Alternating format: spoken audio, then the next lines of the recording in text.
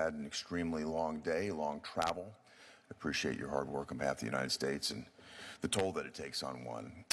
Just back from an overseas trip, having testified in the House of Representatives today, Ranking Member Reid and I both decided that we'd like to put our opening comments in for the record to spare you the time and exhaustion. And if you'd like to do the same, Secretary, we'd welcome that in. Have you put in the record, sir? Okay, we will do that and proceed. I would like to start with the first round of questions, Mr. Secretary, and then I'll turn it over to Ranking Member Reid. Just 1 second here.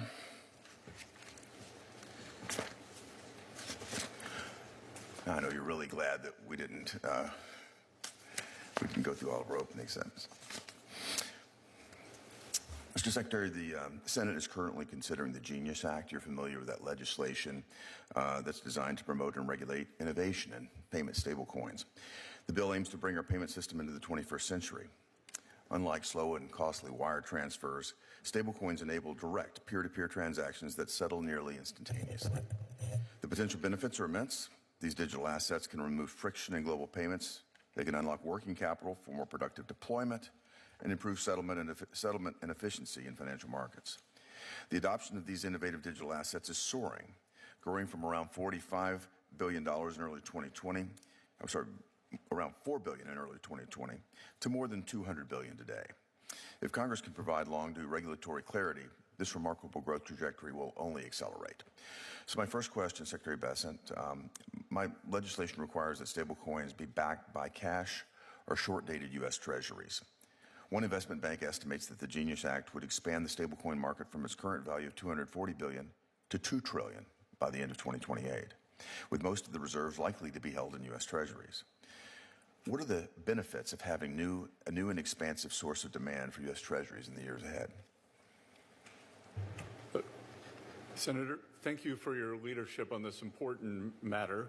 As you know, the administration, led by President Trump, has made digital assets a priority, and making the U.S. the world leader in digital assets is essential for our goals.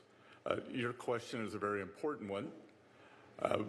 In the history of the U.S. dollar as a reserve currency, there have been the numerous passages along the way where many people assumed that the U.S. dollar would lose reserve currency status, and there's always been a new mechanism that has cemented that.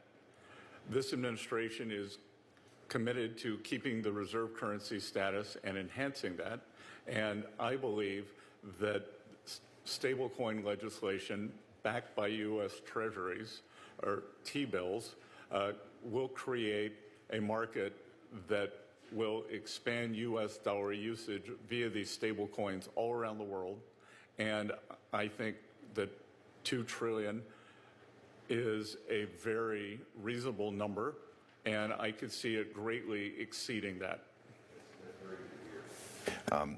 You've previously spoken about the need to reverse some of the overregulation in capital standards, including a reduction in the supplementary leverage ratio. That ratio penalizes banks, or the level of it today penalizes banks by requiring them to hold excess capital against low-risk assets like treasuries and reserves. So my question, Secretary Bessent, is how soon could we see changes to the SLR ratio, and how could yields be affected by a more tailored approach to capital requirements for risk-free assets? Well, Senator, risk assets are like cholesterol. There's good cholesterol and bad cholesterol. That some risk assets are riskier than others, and the problem with the SLR is it doesn't differentiate. Yeah. So we have been working via FSOC and the regulators, OCC, the FDIC, and the Fed, to coordinate a change in the supplementary leverage ratio for the purchase of treasuries. We don't know the exact magnitude in terms of how it might affect yields, but what we have seen in the past is that when this requirement was removed, it had a substantial effect. So we don't know the effect. We do know the direction of travel. We don't know the magnitude. Got it. I do think that a tapering approach, I'm pleased to hear it, will have a very positive impact on the markets. Thank you for that. And I know this has been top of mind and front of mind for you, certainly in recent days. You've been playing an incredible role in negotiating terms of trade for our nation with other nations. You're just returned from a big trip in that regard. And to the extent you could comment in a public arena on what sort of update you might be able to give us on trade and tariffs, I think we'd be very interested to hear that. Yes. So as I've said several times before, there are 18 important trading relationships. They constitute between 90 and 95% of our trade deficits also. So our largest trading partners, but definitionally are also some of the worst offenders in terms of trade deficits. We are finding that these trading partners have come to us with many of them with robust proposals. Some have been a little slower to come, like the European Union, but have now shown better faith. The administration put a 90-day hold on the reciprocal tariffs and took everyone down to a global baseline of 10%. It is my belief that countries that are negotiating in good faith could be rolled forward. Our negotiations with the Chinese were extensive, deliberative, done with respect between the two countries, but also the understanding on my part that China is the most imbalanced economy in the history of the world, and that at 30% of global manufacturing, this is not sustainable. So we are looking to insert fairness into our relationship with the Chinese, and that can be done via them exporting less to us, or it could be done with what I would, to paraphrase from Ray Dalio, a big, beautiful rebalancing, where President Trump would like to rebalance the U.S. more in favor of manufacturing. We're down to about 9% of the U.S. workforce is involved in manufacturing. The Chinese economy is imbalanced on the manufacturing side. They need to increase domestic consumption substantially. Yeah. So if we could do that together, then the two largest economies in the world could get into better equilibrium that's fair for the American people. Thank you very much for that thoughtful response. Now I'd like to turn to my ranking member and partner, Senator Reid. Well, thank you very much, Mr. Chairman, and welcome home, Mr. Secretary. Senator Reid, nice to meet you. I don't believe we've ever met. Well, today's the beginning of a beautiful relationship. Didn't Humphrey Bogart say that? We can quote Ray Dalio, big, beautiful.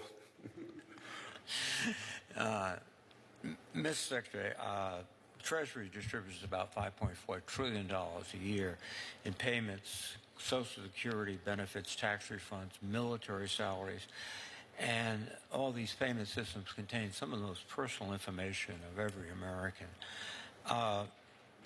And you have had in Treasury DOJ representatives who are reputed to have access to lots of information.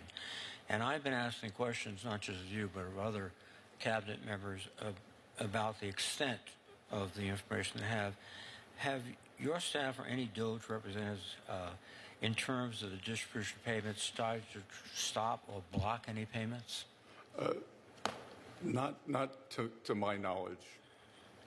Well, it turns out that in emails filed by the Treasury Department to court, your chief of staff emailed that, quote, Mr. Krause and his team needed access to the federal payment system so they could pause USAID payments and comply with Mr. Trump's January 20th executive order to halt foreign aid. Did that take place? I believe that may have been before I arrived on January 28th. And I also believe if that's the Washington Post story or the New York Times story, they were actually quite selective with the email that was leaked to them. And Senator, just to be clear, what I discovered on my arrival was that we process about 1.5 billion payments a year that sums to the total you mentioned. Approximately 1/3 of that do not have what is known as a TAS, Treasury Accounting Symbol, or we found that.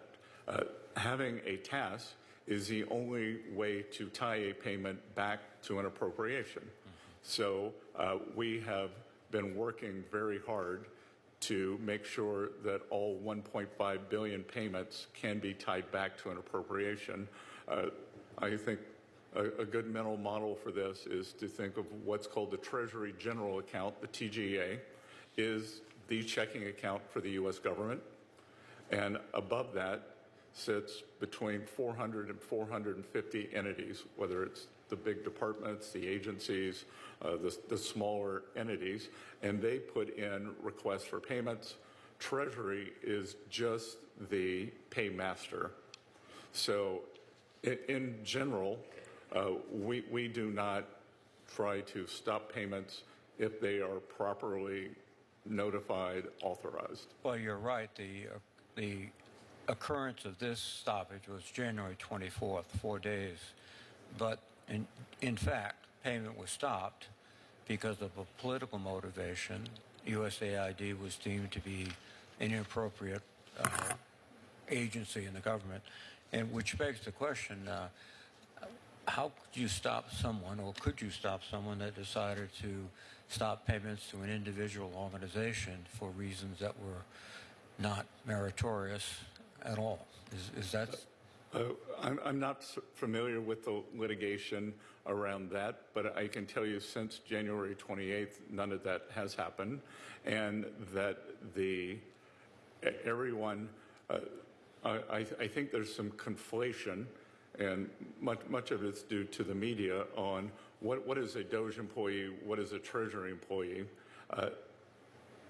Anyone who works in the Treasury building is a Treasury employee.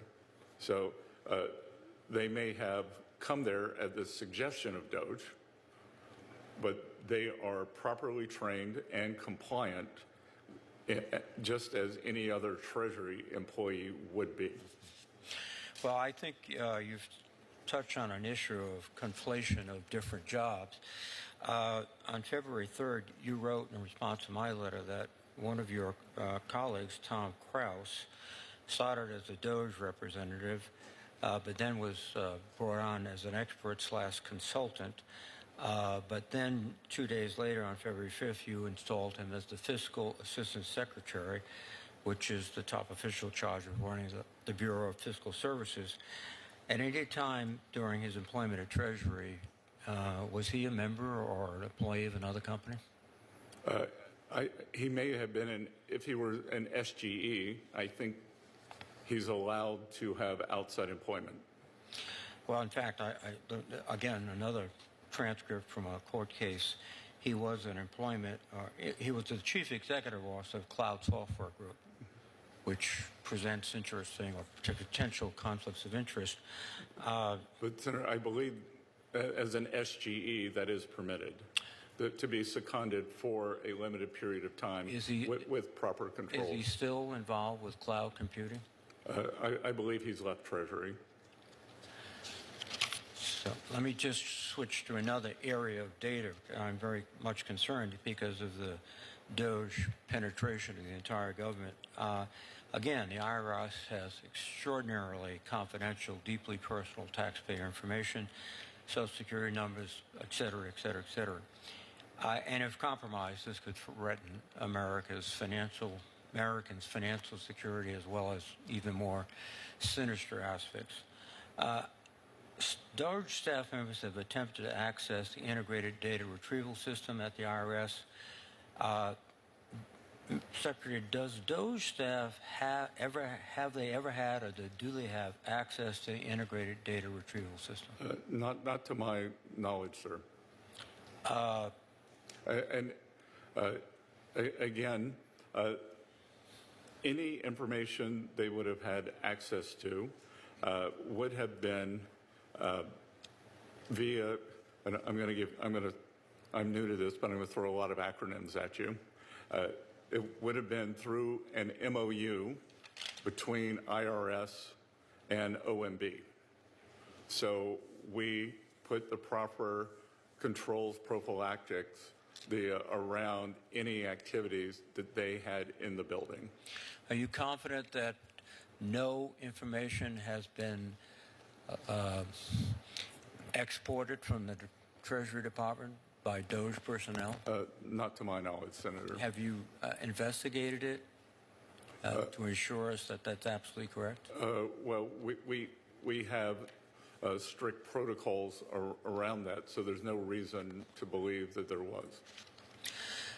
Now, in the previous administration, a contractor went to jail and paid, I can't remember, either a $5,000 or $10,000 fine, is serving a stated 5-year term. We don't know the terms of his plea agreement for exporting, I believe, the files of, I don't know, it was 40, 50, 100 of the highest taxpayers in America, including President Trump. Well, you know, one of the issues here is these are temporary. Their employees or employer status is kind of up in the air, particularly if they're not full-time employees. They work for other companies, et cetera, and they certainly have the technical talents to copy and exploit and expropriate any information they want. Well, Senator, that's why we took this very seriously in terms of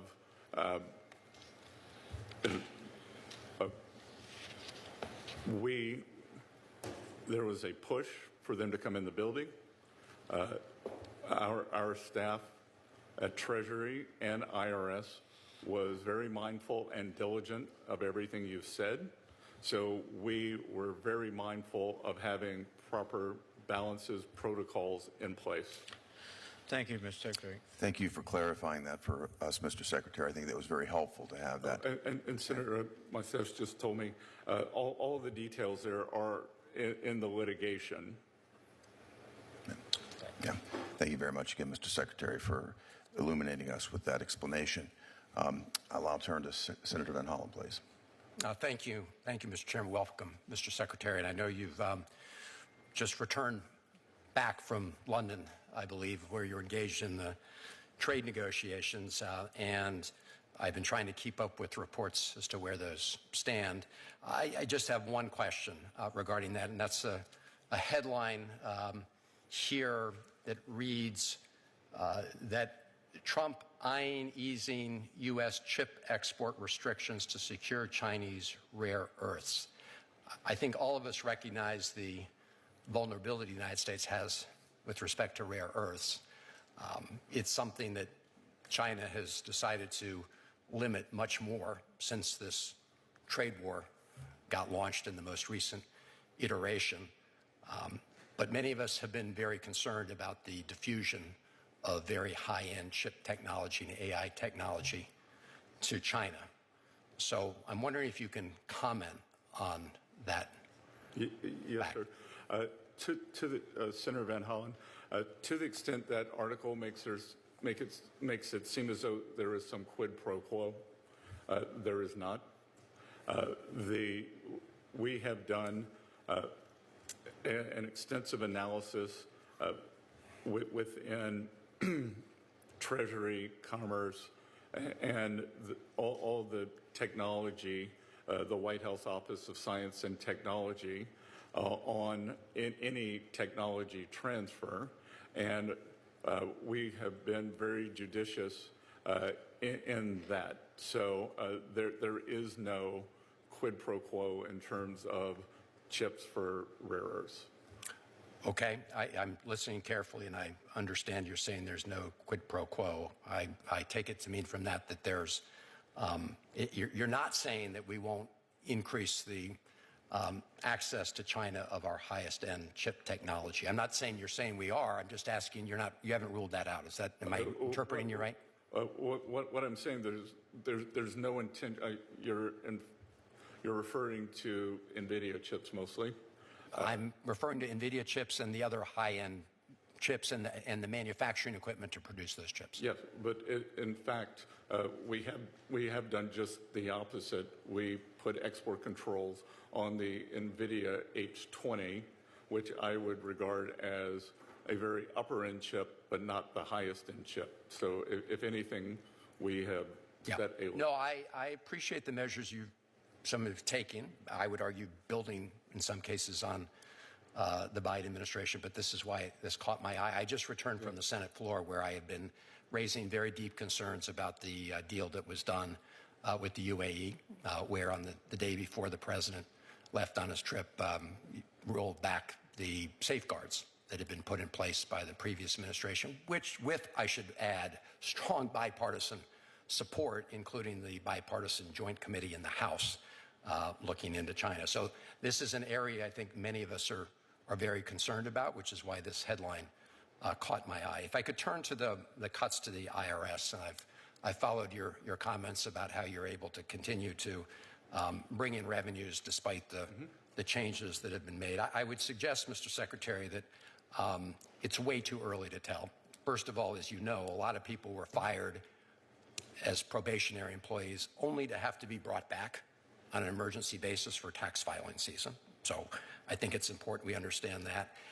And the idea that people can really turn around a ship and, implement all these new technology and AI changes to expedite IRS collections, especially from very wealthy people, is something many of us have been pushing for many years. But the notion that this has happened in a very short time, I think, defies logic.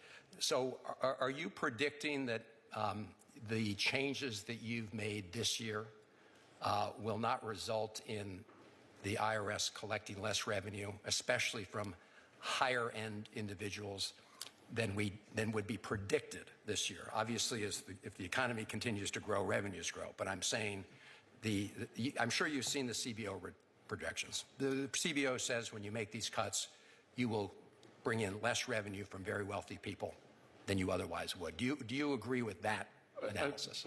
I don't, because I could tell you a couple of things.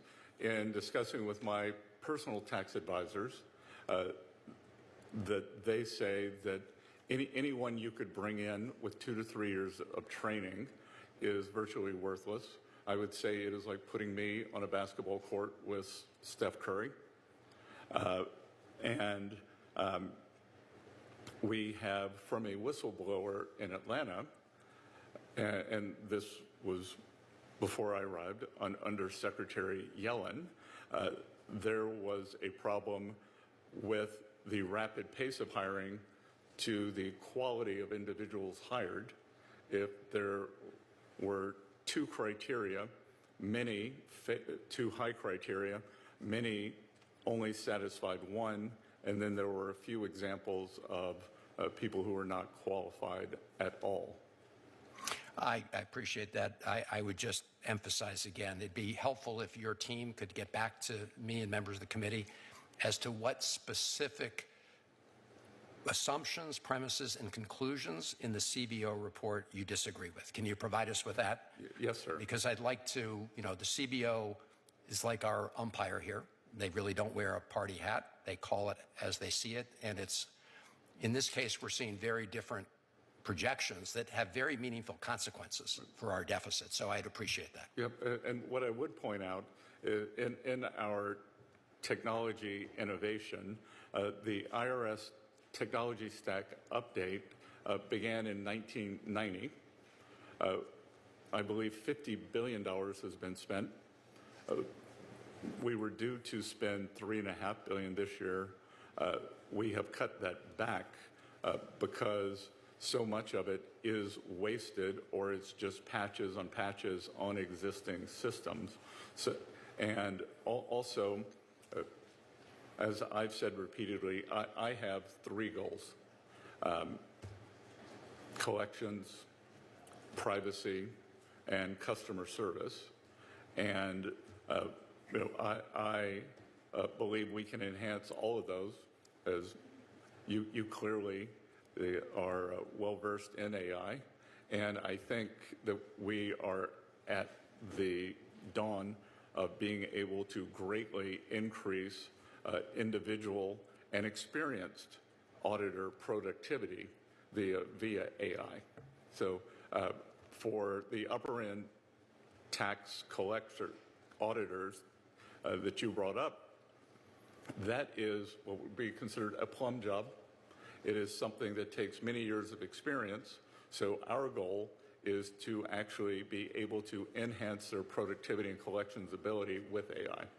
Thank you. I look forward to getting the analysis that looks at what the CBO has done and where you disagree. Thank you, Mr. Secretary. Senator Coons. Thank you, Chairman Hagerty, Ranking Member Reed, Secretary Bessent. Welcome. Thank you for being here today. Senator, nice to see you. Chairman Hagerty, I'm impressed at your streamlining this hearing. It was striking. And I'm glad we're able to get right into the meat of the conversation. We are today spending more on the interest on our national debt than we are on our national defense. And I applaud your stated support for reducing the federal deficit and trying to get a handle on our national debt, but I struggle to square that with your support for tax policies that will, under CBO's analysis, add at least $2.4 trillion to our debt in the next decade. And given that credit rating agencies have just downgraded U.S. debt, I am concerned that by continuing to pile debt onto our national balance sheet, we will undermine growth, we will damage our ability to borrow, and we will lay the foundation for the next fiscal crisis. Do you share any of those concerns, and how do you see us making progress in improving our overall fiscal balance sheet? Senator, I don't think you and I met in person. I think we had a long... We have met.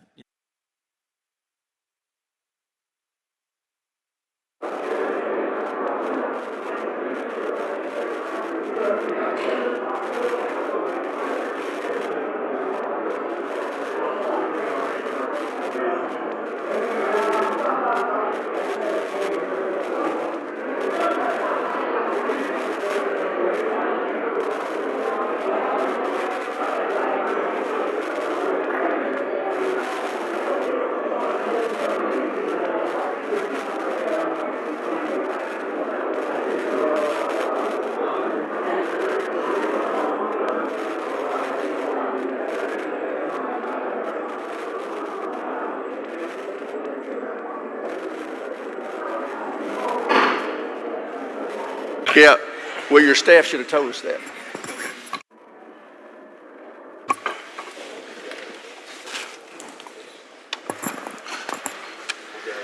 Committee will come to order.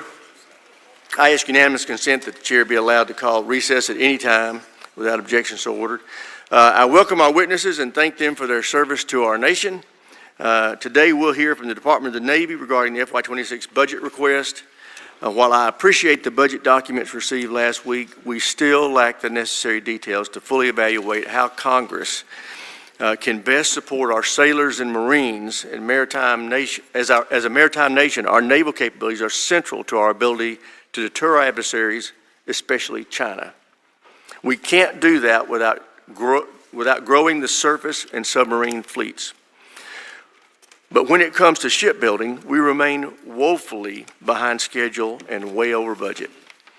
We took the first step towards accelerating shipbuilding and rebuilding our maritime industrial base through the House-passed reconciliation bill. This once-in-a-generation legislation will invest over $34 billion to expand the size and enhance the capability of our naval fleet. It includes funds to field critically needed new capabilities like the FAXX and the unmanned vehicle vessels. These capabilities are essential to deterring China. But it also builds capacity and improves infrastructure across our public shipyards and maritime industrial base. It's not enough to fully fund and rebuild our naval strength. We need to also continue investment in the out years. We need to send a clear demand signal to the industrial base of exactly what we're buying. We also need to reform the way we buy ships. I think the problem starts with a broken requirements process. We've seen it needlessly increase delivery timelines and cost. Shipbuilding isn't the only area impacted by our flawed acquisition process either. The entire defense acquisition system is too slow, rigid, and bureaucratic to meet our needs. To maintain American deterrence, we need to equip our warfighters with what they need and when they need it. Ranking Member Smith and I have introduced legislation to reform our flawed acquisition system. This bipartisan SPEED Act will be foundational to the FY26 NDAA. It streamlines and modernizes defense acquisition, and it ensures that our acquisition process is centered on one primary objective: equipping warfighters in the quickest and most cost-effective manner possible. I look forward to working with my colleagues in the administration on this effort. I know that Secretary Phelan has spent a lot of time examining the problems with the Navy's acquisition process and shipbuilding capacity.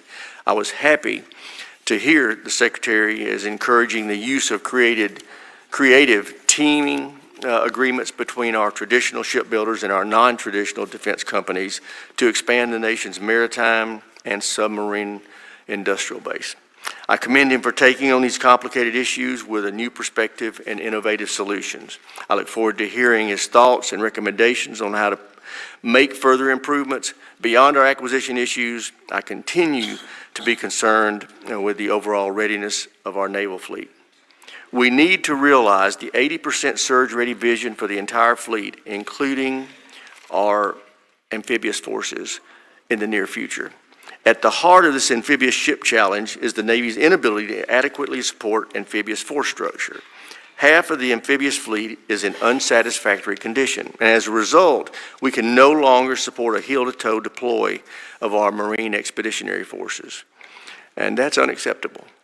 Our amphibious forces are the bedrock of our rapid response force and essential for the projection of power in the Indo-PACOM area. We need to fix this problem as soon as possible. I look forward to hearing from our witnesses on how we can work together to ensure our sailors and Marines have the resources they need. And with that, I yield to the ranking member for his opening statement. Well, thank you, Mr. Chairman. I think you summed up the situation quite well. I agree with pretty much everything you said. Budget, starting with that, a couple problems with the budget. One, we don't have one.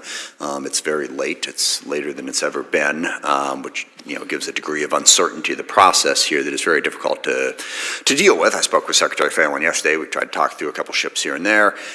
We don't know what's going to be asked for and how that's going to work. That process needs to get started soon. Even when we do get the budget, we still have major challenges. We have demands that far outstrip the resources that are available, which means we're going to have to get smart about how we spend our money. A quote I've used often in this committee from Winston Churchill: "Gentlemen, we're out of money, now we're going to have to think." That is going to be really, really true going forward, no matter when that budget comes out. And the chairman correctly identified, two of the big problems. Every ship program that we have is way over budget and way behind. We're struggling through that. We have major capacity issues in terms of workforce and shipyards that we have to try to deal with. So that entire picture, very complicated, very difficult, and short of the resources that we would like to have. So we're going to be very interested in conversation today about how you intend to attack that very difficult problem, readily acknowledging that the gentleman before us here today did not create that problem. This dates back through multiple administrations and a number of years. We just need to work together to figure out how to fix it. And then the problem that the chairman identified, the readiness issue. The ships that we do have are not ready at to the pace that they should be. Some of that is a matter of retiring old ships that are no longer performing. I think there are potentially AI solutions. I've been very impressed with what the Air Force has been able to do with predictive maintenance through the use of AI to make things more, to basically figure out when it's going to break before it breaks and fix it. So we've got a lot of work to do there. I'm interested in how we can work with foreign partners, as long as we still have foreign partners who do have massive shipbuilding capacity and could potentially work with us to help deal with those issues. And then the other challenge is, what's the right mix? We've all seen from the war in Ukraine and from the rapid pace of innovation just the amazing things that autonomous systems have been able to accomplish. How do we factor that into the fleet while we are still, building aircraft carriers and destroyers, submarines and all of that? What is the right mix of those capabilities? And then the final point, what has really become the battle, is survivability. being able to have missile defense capabilities, counter-drone capabilities, secure communications, to make sure that we can continue to communicate with our weapon systems as they're being deployed in the face of adversary efforts to disrupt that. All of that needs to come together in a coherent plan. We are clearly not there at the moment, but in the next couple of months, as the budget comes in, as we begin to work through this, those are the challenges that we're all going to have to work together to try to meet. It's not going to be easy. I don't pretend that anyone has, a simple answer or that it's any one specific person's fault, but these are major, major challenges that we're going to need to resolve if we're going to be able to meet the defense needs and the national security needs of our country. With that, I yield back. Thank you. Ranking member yields back. I'd like to now introduce our witnesses. The Honorable John Phelan, Secretary of the Navy, Admiral James Kilby, Acting Chief of Naval Operations, and General Eric Smith, Commandant of the Marine Corps. Welcome, gentlemen. Thank you for your service to our country. Secretary Phelan, we'll start with you. You're recognized for 5 minutes. Great, thank you. Chairman Rogers, Ranking Member Smith, and distinguished members of the committee. Thank you for the opportunity to appear before you today alongside General Smith and Admiral Kilby. I'm grateful to President Trump for the trust he's placed in me to lead this department and serve as the 79th Secretary of the Navy. I'm also grateful to this committee for your continued support of our Navy Marine Corps team. Distinguished members of this committee, my North Star as Secretary is readiness. Before a dollar is spent on any capability, an exquisite platform, or infrastructure, I will always ask the following question: what is the impact to our readiness? And does it increase or does it add to it? If the answer is no, we will not spend that dollar. As stated to this committee before, I'm focused on 3 priority areas. First, strengthening shipbuilding in the maritime industrial base. Second, fostering adaptive, accountable, and innovative warfighter culture. Third, improving the health, welfare, and training of our people, our sailors, Marines, and their families. Since my confirmation 2.5 months ago, I've been on a listening and learning tour. I've traveled across the country and visited some of our allies overseas. I visited our public, private, and overseas shipyards, as well as our installations. And I've met with many of our sailors, Marines, and shipyard workers. What I have learned is this: we are still the dominant naval power, but our adversaries are closing the gap at a concerning and accelerating rate. We need to make important cultural and strategic changes in order to maintain our competitive advantage. And we need to address a culture, one riddled with bureaucratic decision-making and gold-plated requirements, that is endemic to this department. Because there is no doubt we are operating in a world that is more hostile and unpredictable. As evidenced by recent conflicts, warfare as we know it is changing dramatically. China is no longer just a pacing threat. It is our primary competitor, both economically and militarily. With their naval fleet nearing 400 ships, China's goal is not the defense of its homeland only. It is the forward projection of power and influence. In the Indo-Pacific, our Navy Marine Corps team is deepening cooperation with our allies and partners to strengthen deterrence and keep open our sea lines of communication. At home, they are supporting Homeland Defense through Task Force Zapper, providing surveillance, logistics, and manpower at the southern border. And in the Red Sea, they've defeated scores of missiles and drones from Iranian-backed Houthis, helped defend our regional allies, and guaranteed access to a major artery of global trade. Our global presence sends a clear message to the world. The United States Navy and Marine Corps are prepared and ready to fight and win anytime and anywhere. However, our naval superiority is under threat. For too long, we have allowed our shipbuilding industry to erode, hollowing out the very capacity we need to maintain credible naval deterrence. That must change. Rebuilding our maritime industrial base is not just a matter of economic policy, it is a national security imperative. President Trump's executive order on restoring America's maritime dominance highlights that urgency and has begun to put us on the right path. I have been to 10 shipyards, 7 here in the United States and 3 overseas, and I've spoken directly with shipyard leaders and the hardworking tradesmen essential to our maritime operations. I now have a clear picture of our challenges, and I'm developing a plan to fix what's broken. We need to act with urgency, and this will take a whole-of-government approach to rebuild our capacity and expertise. We are developing a deliberate, actionable plan to restore our industrial base, but we cannot do it alone. Congress, private industry, and the Department of Navy must work collaboratively if we are serious about ensuring our naval superiority. In closing, it is clear that our greatest asset is the extraordinary men and women who serve, our sailors and Marines. We will continue to invest in them through smarter recruitment, better training, and targeted retention efforts to retain top-tier talent. And we will prioritize quality of service initiatives to ensure that our sailors, Marines, and their families have the resources they need. Marine General Charles Krulak aptly stated that the future of an organization is in the hands of the privates in the field, not the generals back home. Our job, my job, is to ensure they have every tool, every advantage, and every ounce of support they need to succeed. Thank you for your support. I look forward to your questions today. Thank you, Mr. Secretary. That's our job, too. I appreciate you highlighting that. Admiral Kilby, you're recognized next.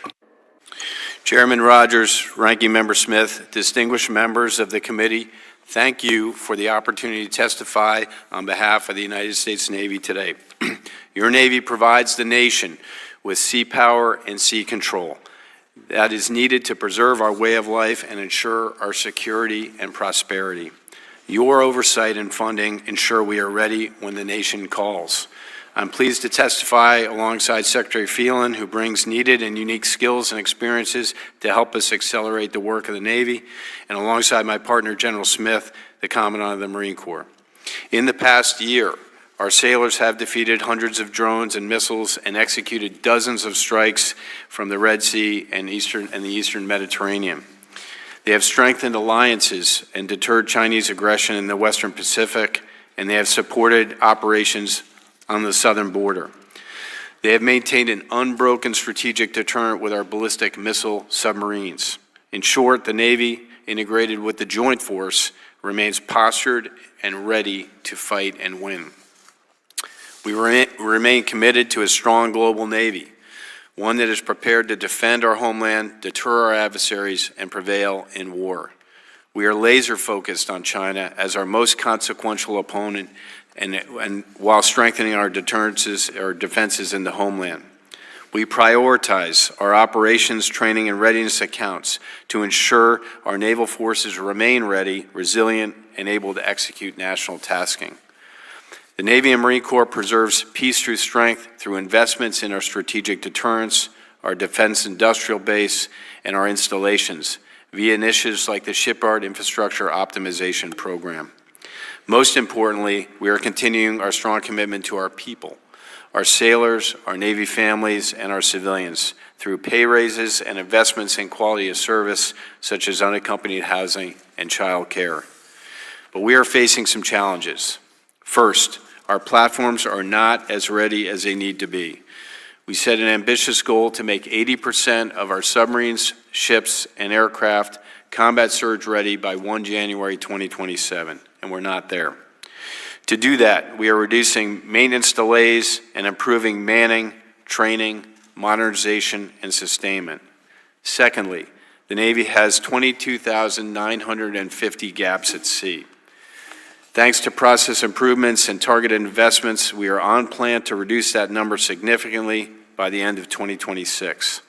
We are committed to attracting and developing Americans who can innovate, solve hard problems, and dominate in combat. The Navy contracted over 40,000 sailors last year, the most since 2003, and we are currently on pace to exceed that recruiting goal for 2025. Thirdly, our ordnance expenditures in the Red Sea have highlighted the strain on our munitions industrial base.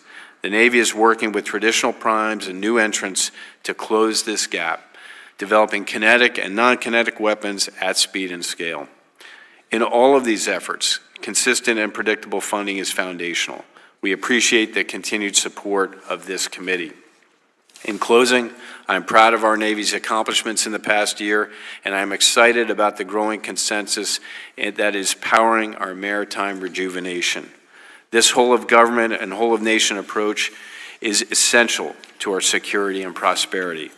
We have work to do to ensure that we remain the most powerful Navy in the world for the next 250 years. Your leadership and support are critical in achieving this imperative.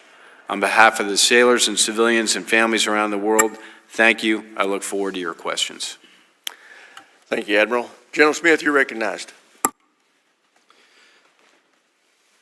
Good afternoon, Chairman Rogers, Ranking Member Smith, ladies and gentlemen. I'm honored to appear before you today alongside Secretary Phelan and Admiral Kilby, my shipmate, to represent your Marine Corps. I'm going to keep my comments short so I can answer your questions.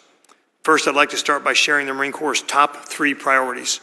First is restoring a 3.0 Amphibious Ready Group Marine Expeditionary Unit presence. This simply means 1 Amphibious Ready Group constantly deployed off the East Coast, 1 constantly deployed off the West Coast to cover down on the totality of the Pacific, and 1 episodically deployed out of Okinawa, Japan, our FDNF, our Forward Deployed Naval Force. The Amphibious Ready Group with the Marine Expeditionary Unit embarked is the most versatile tool in our nation's inventory. It is truly the Swiss Army knife of the Joint Force. We're working closely with our Navy partners to maximize this capability. My second priority is accelerating force design. Force design is our journey to adapt to the changing character of war. The nature of war remains constant, but the character changes. We're in the implementation phase now. We're fielding new capabilities and reshaping formations across the force, from our Marine Expeditionary Units and Marine Littoral Regiments to our Marine Expeditionary Forces. And finally, improving quality of life. Every Marine deserves a clean, safe place to lay their head down at night. Barracks 2030 is how we're getting after this. This is our most consequential housing investment in history. It is a quality of life issue that goes beyond our barracks. We're also investing in the well-being of Marine families, because you recruit the Marine, but you retain the family. And retaining our Marines means supporting those who stand beside them. I'll close with this. Your Marines remain the most ready when the nation is least ready. That's our mantra. A forward-postured force, trained for combat, and built to deliver flexible, lethal options anytime, anywhere. Thank you again for your trust and support, and I look forward to your questions.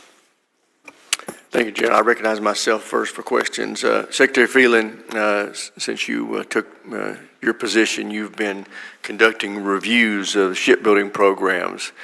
Can you tell us what your takeaways are from those reviews, and what are your plans to get our shipbuilding programs back on track? Thank you, Chairman. Unfortunately, I don't have good news. All of our programs are a mess, to be honest. We are behind schedule and over budget. I think our best performing one is 6 months late and 57% over budget. So I am working very hard to try to get... And you said that's the best one? That is the best one, I believe. So we are working very hard to get these fixed. Now, I think the Navy has begun to make some rapid changes at the public shipyards, and we've been talking, I've met with both with Electric Boat and Huntington Ingalls when I was at their yards, in terms of some of the changes we were trying to make to shift the schedule left, particularly on those platforms that are extremely important, like the Columbia and Virginia class submarines.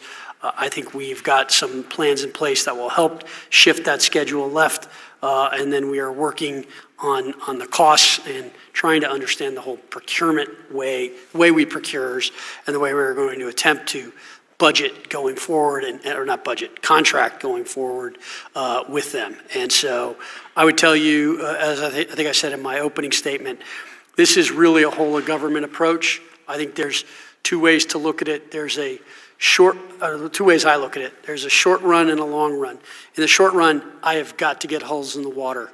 And so that means all options are open. So we have to look at foreign and domestic. In the long run, I've got to get the maritime industrial base in this country back on its feet, because it's strategic, and that will take a longer amount of time, but we will have to do it. We have enough business today. We could not fulfill all the business we have today in the United States.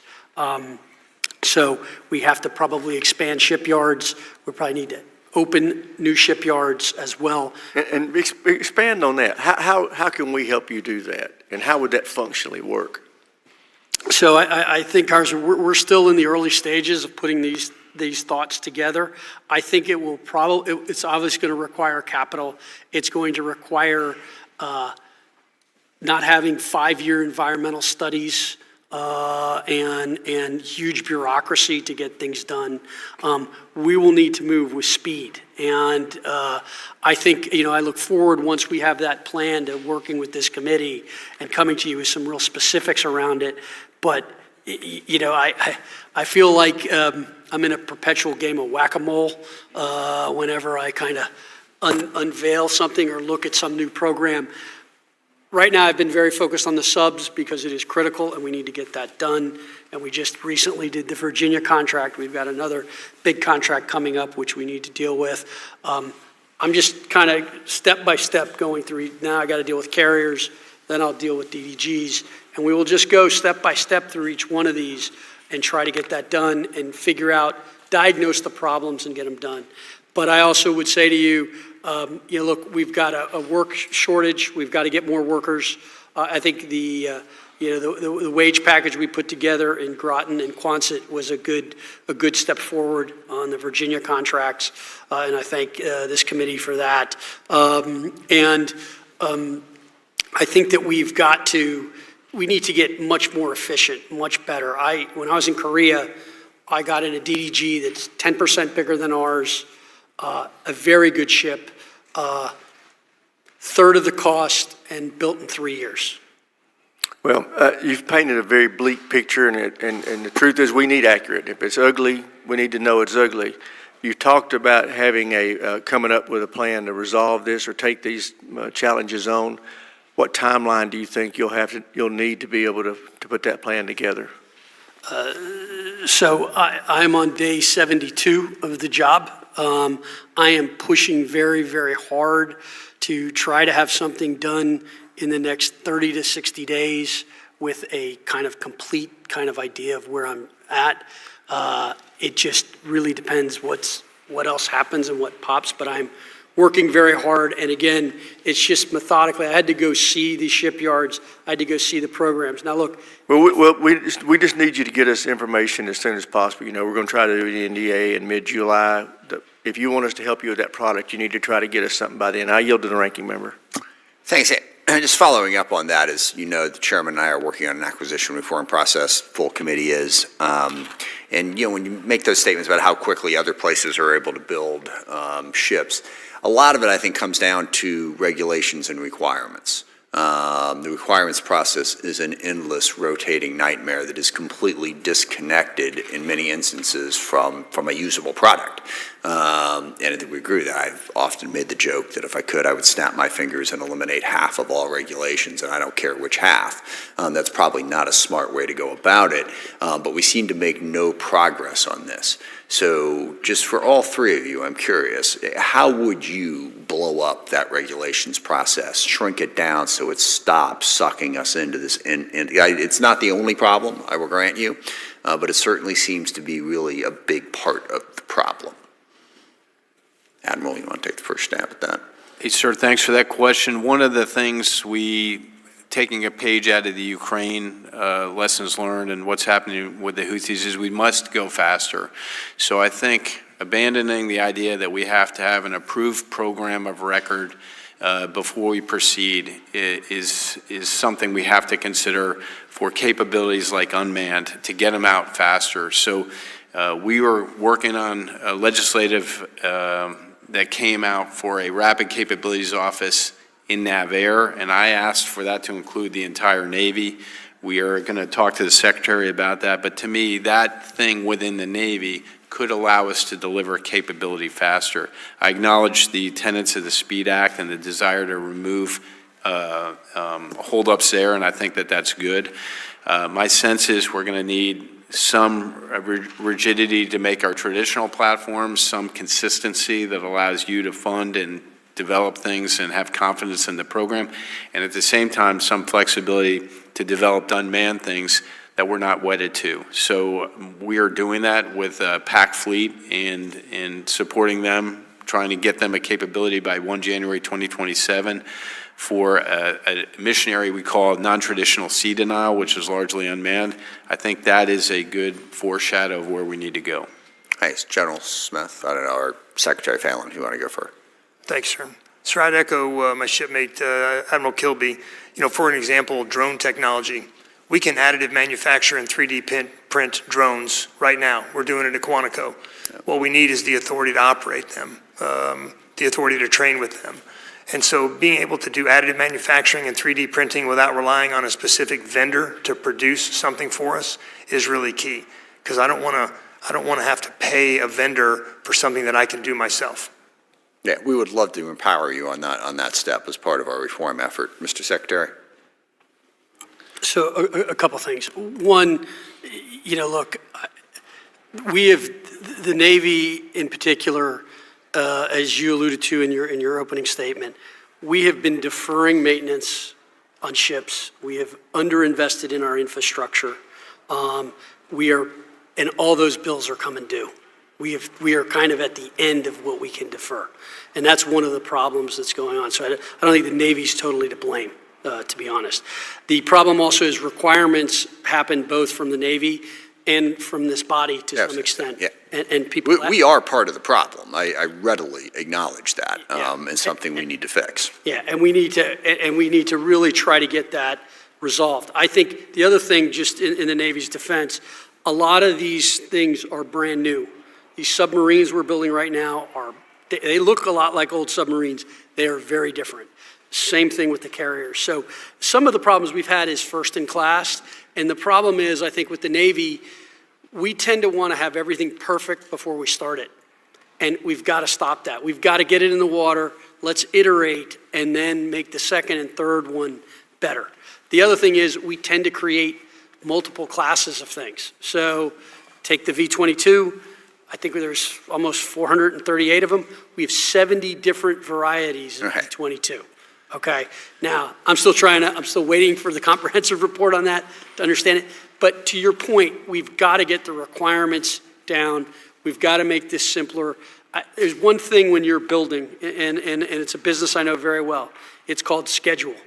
If you don't stay to the schedule, you are going to be over budget and you are going to get killed. Well, the phrase, the perfect, the enemy of the good, is just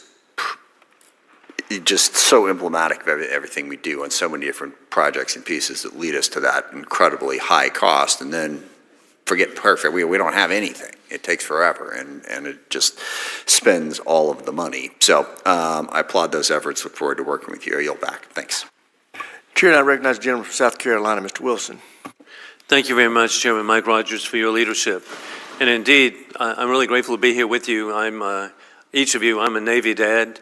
As I mentioned to you, my son just retired, Lieutenant Commander at Beaufort Naval Hospital, and just appreciate he glued the Marines back together at Parris Island and at Marine Corps Air Station. And then I'm grateful, too, that my late father-in-law received the Navy Cross. As a Marine, he was part of a contingent of Clemson cadets that actually seized Shuri Castle at Okinawa, the castle of the Ryukyu Kingdom. And so we identify. And then I was on ground level. I was, in high school, a Sea Cadet at the Charleston Naval Base. So I particularly appreciate what you do. We appreciate all of you for a strong America through peace, through strength. We are in a Cold War we did not choose, between dictators with rule of gun invading democracies with rule of law. War criminal Putin, the regime in Tehran, and the Chinese Communist Party continue to modernize their capabilities and rapidly expand what we are forced to react to, and we have changes in the battlefield. President Donald Trump is correct. The Iranian regime must not have a nuclear bomb to achieve their goal of death to Israel, death to America. The U.S. must remain ahead of our adversaries to ensure we do not fall behind, again, with the goal of peace through strength. With that in mind, Mr. Secretary, and also I want to congratulate you. I have a grandson at SMU, junior, okay? So I know your academic background is extraordinary. It's almost as good as the Naval Academy. We are witnessing the unprecedented buildup and modernization of China's military. They're building ships at an alarming rate, and their defensive capabilities continue to expand. What more can be done with sufficient Navy resources to deter or fend off an attack on Taiwan by the Chinese Communist Party? Yeah, I'll start, sir, and yield to the Secretary. You know, we've been studying this in the Navy for a long time. We have a global series of war games we conduct at Newport at the Navy War College, and we have very experienced commanders like Admiral Paparo and Admiral Kaler, who their responsibility is to work this. There are 5 areas we are focused on in the Navy: long-range fires, counter C5 ISRT, which is being able to counter the Chinese ability to track us, terminal defense of our ships, because we've got to be able to defend them, and contested logistics. The last area is this area called non-traditional sea denial, and that came out of study and thought from Admiral Paparo when he was the Pac Fleet commander, that we needed to make Taiwan a very difficult target to take. So we're investing in those. We're experimenting in those. I was, several weeks ago, I was out in San Diego with Admiral Kaler and Admiral Paparo as they were working some of these technologies together to deliver them at pace. So I think the Navy views ourselves as a central point for Admiral Paparo, who is the combatant commander responsible for this, to prevent that from happening, and we are focused on it. Well, I want to thank you because indeed it's peace through strength and protect the people of Taiwan. And then hopefully the Chinese Communist Party see the unintended consequence, of my view, of failures by war criminal Putin, which is strengthen NATO. Who would imagine with Finland and Sweden now being members? But aside from that, Germany going to 5%. So truly the Communist Party needs to see that an invasion of Taiwan would be catastrophic. And then General Smith, in your testimony, you mentioned the lessons learned from war criminals Putin's unprovoked invasion of Ukraine. And, for example, with the UAVs, how is the Marine Corps preparing? Well, Congressman, thanks for that. What we know is if you can be sensed, you can be targeted, and if you can be targeted, you can be killed. So first you have to have a lower signature going in. You have to mimic or be able to cancel out your own signature to hide in plain sight. And that's something that we're working on very, very hard. You also have to be able to protect yourself against drone technology. So our counter-drone technology, basically our MRIC, our medium-range intercept capability, other counter-drone technology that we're working on, that is key to being able to protect our Marines on the ground, wherever they may be in the Pacific or be it in the EUCOM AOR. Thank you all for your great service. And 1.2, at Paris Island, I was there, and to see young people talking to their family members saying, I'm the slug in human debris you sent here. You changed personnel very well. Thank you. Chair, and I recognize the gentleman from Connecticut, Mr. Courtney. Thank you, Mr. Chairman, and thank you again to all 3 witnesses for your testimony this morning. Secretary Phelan, I want to publicly thank you for releasing the wage improvement funds for submarine workers that Congress authorized and funded last December. Those funds, which were released on April 30th, made a critical difference to settle the Marine draftsmen's contract impasse, as well as boost the wage rates of metal trades workers in southern New England by 30% over a 5-year span. This wage increase for our shipbuilders is going to create the separation in terms of the labor market to make sure that these jobs bring in new hires as well as retain workers, which again, Admiral Rucker did some amazing work in terms of analyzing that issue last year. And again, the timing of your decision, as I said, made a critical difference. I also want to point to your testimony, pages 13 and 14, where you gave very vigorous support for AUKUS.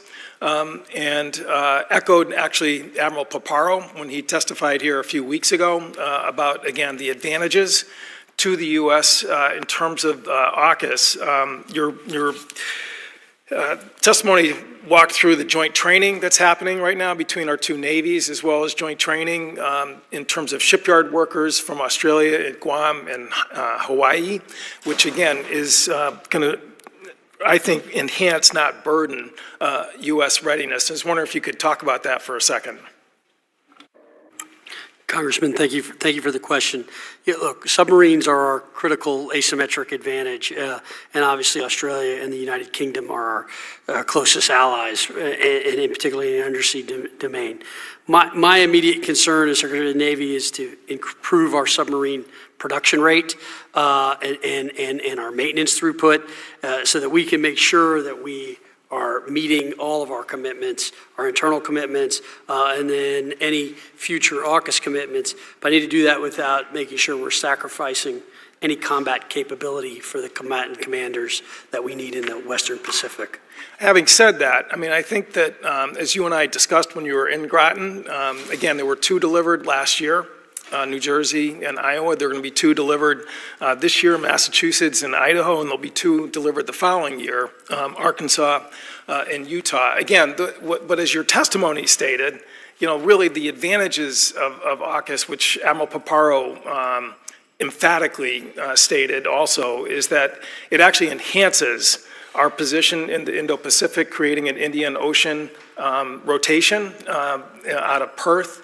Again, as well as getting deeper collaboration, which is critical to the Indo-Pacific. So again, I would encourage you, again, to sort of continue, obviously, working with Congress. We authorized the AUKUS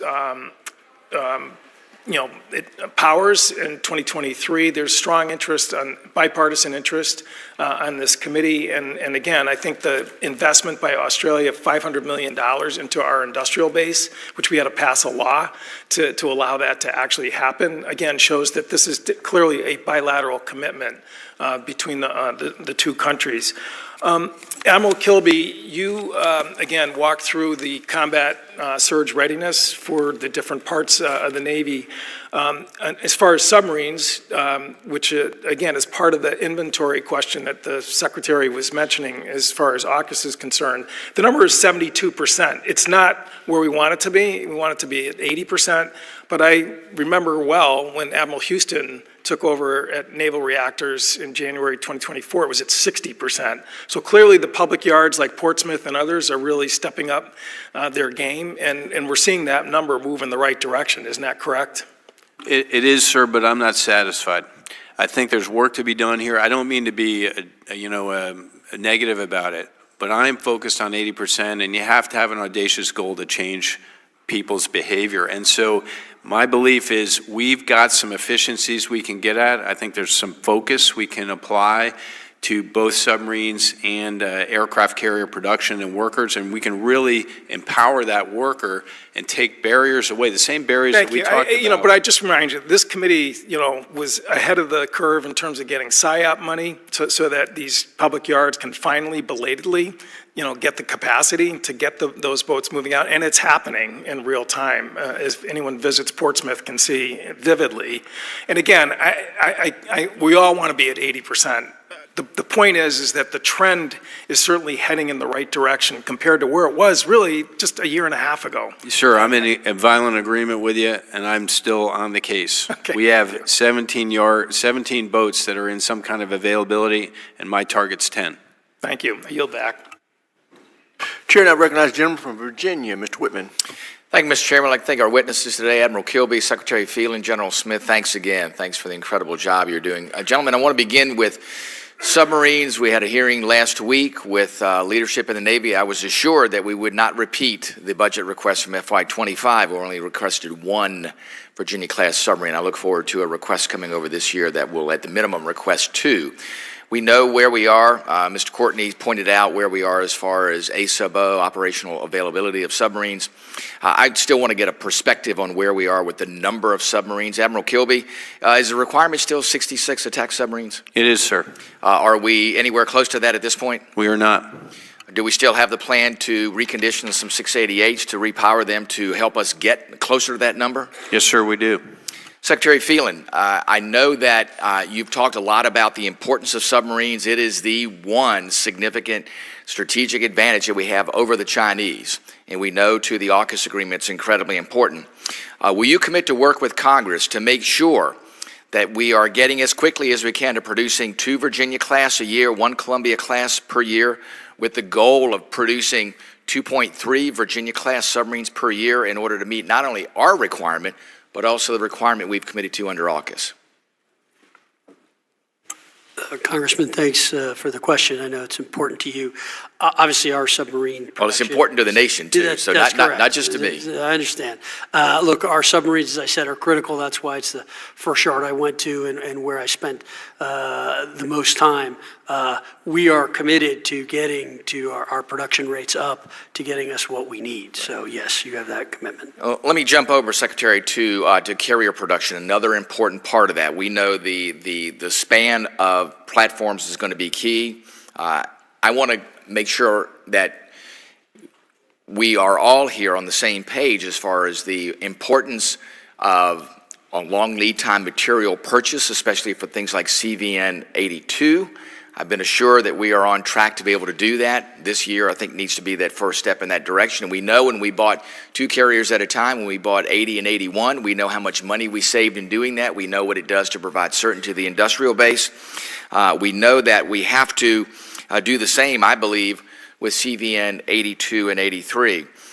Will you commit to working with this committee to make sure we keep our aircraft carrier production on track with the same efficiency and scheduling that we've been able to achieve with CVN 80 and 81, as we will, hopefully, with the path for CVN 82 and 83? Congressman, thanks for the question. Look, carrier strike is a cornerstone to our naval power, and it's necessary for the current and all future fights. I would say that what we are doing right now, and we do have some issues with 80 and 81 that we are working on as we speak to try to make sure that the schedule is on time. We are looking at the entire force and trying to understand manned, unmanned, both in air, sea, and undersea, and what is the right balance, and what is the right way to kind of have that work. And so we continue to look at that. As I will say to you, the carriers are quite important to the force and force structure, and we are. I look forward to working with you as that posture review gets done. Thank you, Admiral Kilby. I want to now focus on amphibs. We know that Congress has been very laser focused on that by setting a floor of 31 operational amphibs, also making sure we have a maintenance plan that allows us to achieve a persistent 3.0 ARG-MU presence. We've known in the last 3 requests in AFRICOM, we haven't been able to meet the crisis response request that's come out with our amphibs. In the Navy's latest update, in the update it states 3.0 ARG-MU presence is not a requirement. That's pretty interesting when Congress says that the 31 floor is a requirement and that we require a maintenance plan to achieve 3.0. Why does the Navy characterize the 3.0 ARG-MU presence as optional? I don't mean it to characterize it as optional. I want to maximize the availability of our amphibious ships, and I've done poorly in that, particularly in WASP and Boxer deployments. So I'm committed to getting our amphibious maintenance done on time so the Marines can embark and we can deploy as scheduled for the global force management process. Our shipbuilding numbers, as you know, come from force structure assessments which are derived in our shipbuilding plan. And the shipbuilding plan that we have maintained has been 31. My estimate is I need the 46 amphibious ships. Gentleman's time expired. Chair now recognizes the gentleman from California, Mr. Garamendi. Thank you, Mr. Chairman. Secretary Phelan, I was impressed and quite pleased by your testimony, both written and oral today, and your focus on the industrial base, the ability of America to build ships, to repair ships, and the focus that you have. I was hoping that my colleague, Mr. Kelly, would be here as I spoke and bring to your attention the SHIPS Act, which is the implementation of the President's executive order about about our industrial base, military industrial base, and the maritime industrial base. I look forward to working with you on the implementation of that. There are multiple ways in which that will have to be carried out, but the essence of the SHIPS Act is to rebuild our commercial maritime base, and in doing so, enhance the ability of the naval shipbuilding to be done. So we got a lot of work out ahead of us. I would ask for your support and any ideas and suggestions you have about the SHIPS Act. We expect to move it this year. Maybe we'll get it done, but it does have bipartisan and bicameral support. So with that having been said, one of the challenges that the SHIPS Act will address is the contested logistics challenge. It's pretty clear right now that we do not have the capability of maintaining our fleet in the Western Pacific through a long period of time because we do not have the logistical support available. To achieve that, the SHIPS Act goes a long way, but there's another piece to it, and that is the use of the Jones Act fleet as an opportunity to provide the necessary logistical maritime support. We are moving this along. We would look at the Jones Act fleet and develop a program in which some of those ships, for example, tankers and roll-on, roll-offs, would be built to military specifications. Going to have to put a little bit of DOD money into it to achieve that, but then those ships would be available like the aircraft in the CRAFT program. So I draw your attention to that as a solution to meet the necessary logistical support, not only in the Pacific, but also in other parts of the world. Now, are you willing to work with us on these two areas? First of all, the SHIP Act and the implementation of the executive order, and finally the use of the Jones Act fleet as a backstop for the logistic support that the Navy will need. Thank you, Congressman, for the question, and I know it's an issue important to you and that you've spent time on. Look, I think the SHIPS Act has a lot of great aspects to it, and we have given some of our comments in on it, so I think it is critical to helping us with the maritime industrial base. In terms of commercial shipbuilding and military shipbuilding, it is something the Chinese do very, very well. And we need to start thinking about that more and more in terms of how we modify commercial ships and with military issues in mind. So it is something we are spending time on and looking at and trying to get better ideas of how to do it. Because I think, as Admiral Paparo likes to say, it's how many holes in the ground can you get? And we are trying to make sure we can optimize that. And if a conflict does take place, commercial and logistic ships will be very, very important to that effort. There's an example next to you with the Marine Corps, who have found that some of the offshore support vessels for the petroleum industry can be modified and used immediately by the Marine Corps. I'll let that stay there. Admiral Kilby, you knew I was going to go here. And that has to do with that, how do we make sure that the ships that are supposed to be going into availability are prepared for that availability, that the status, the capability of the ships are known before they even arrive at the repair facility. I'll just use one brief example, recognizing where we are in time. But USS America is going to go into availability. She has 191 open and inspect actions that were originally planned for the availability. We've pulled that left and are working with the fleet commander to do those open inspects early so we can properly inform the package. Gentleman's time's expired. Chair, and I recognize the gentleman from Texas, Dr. Jackson.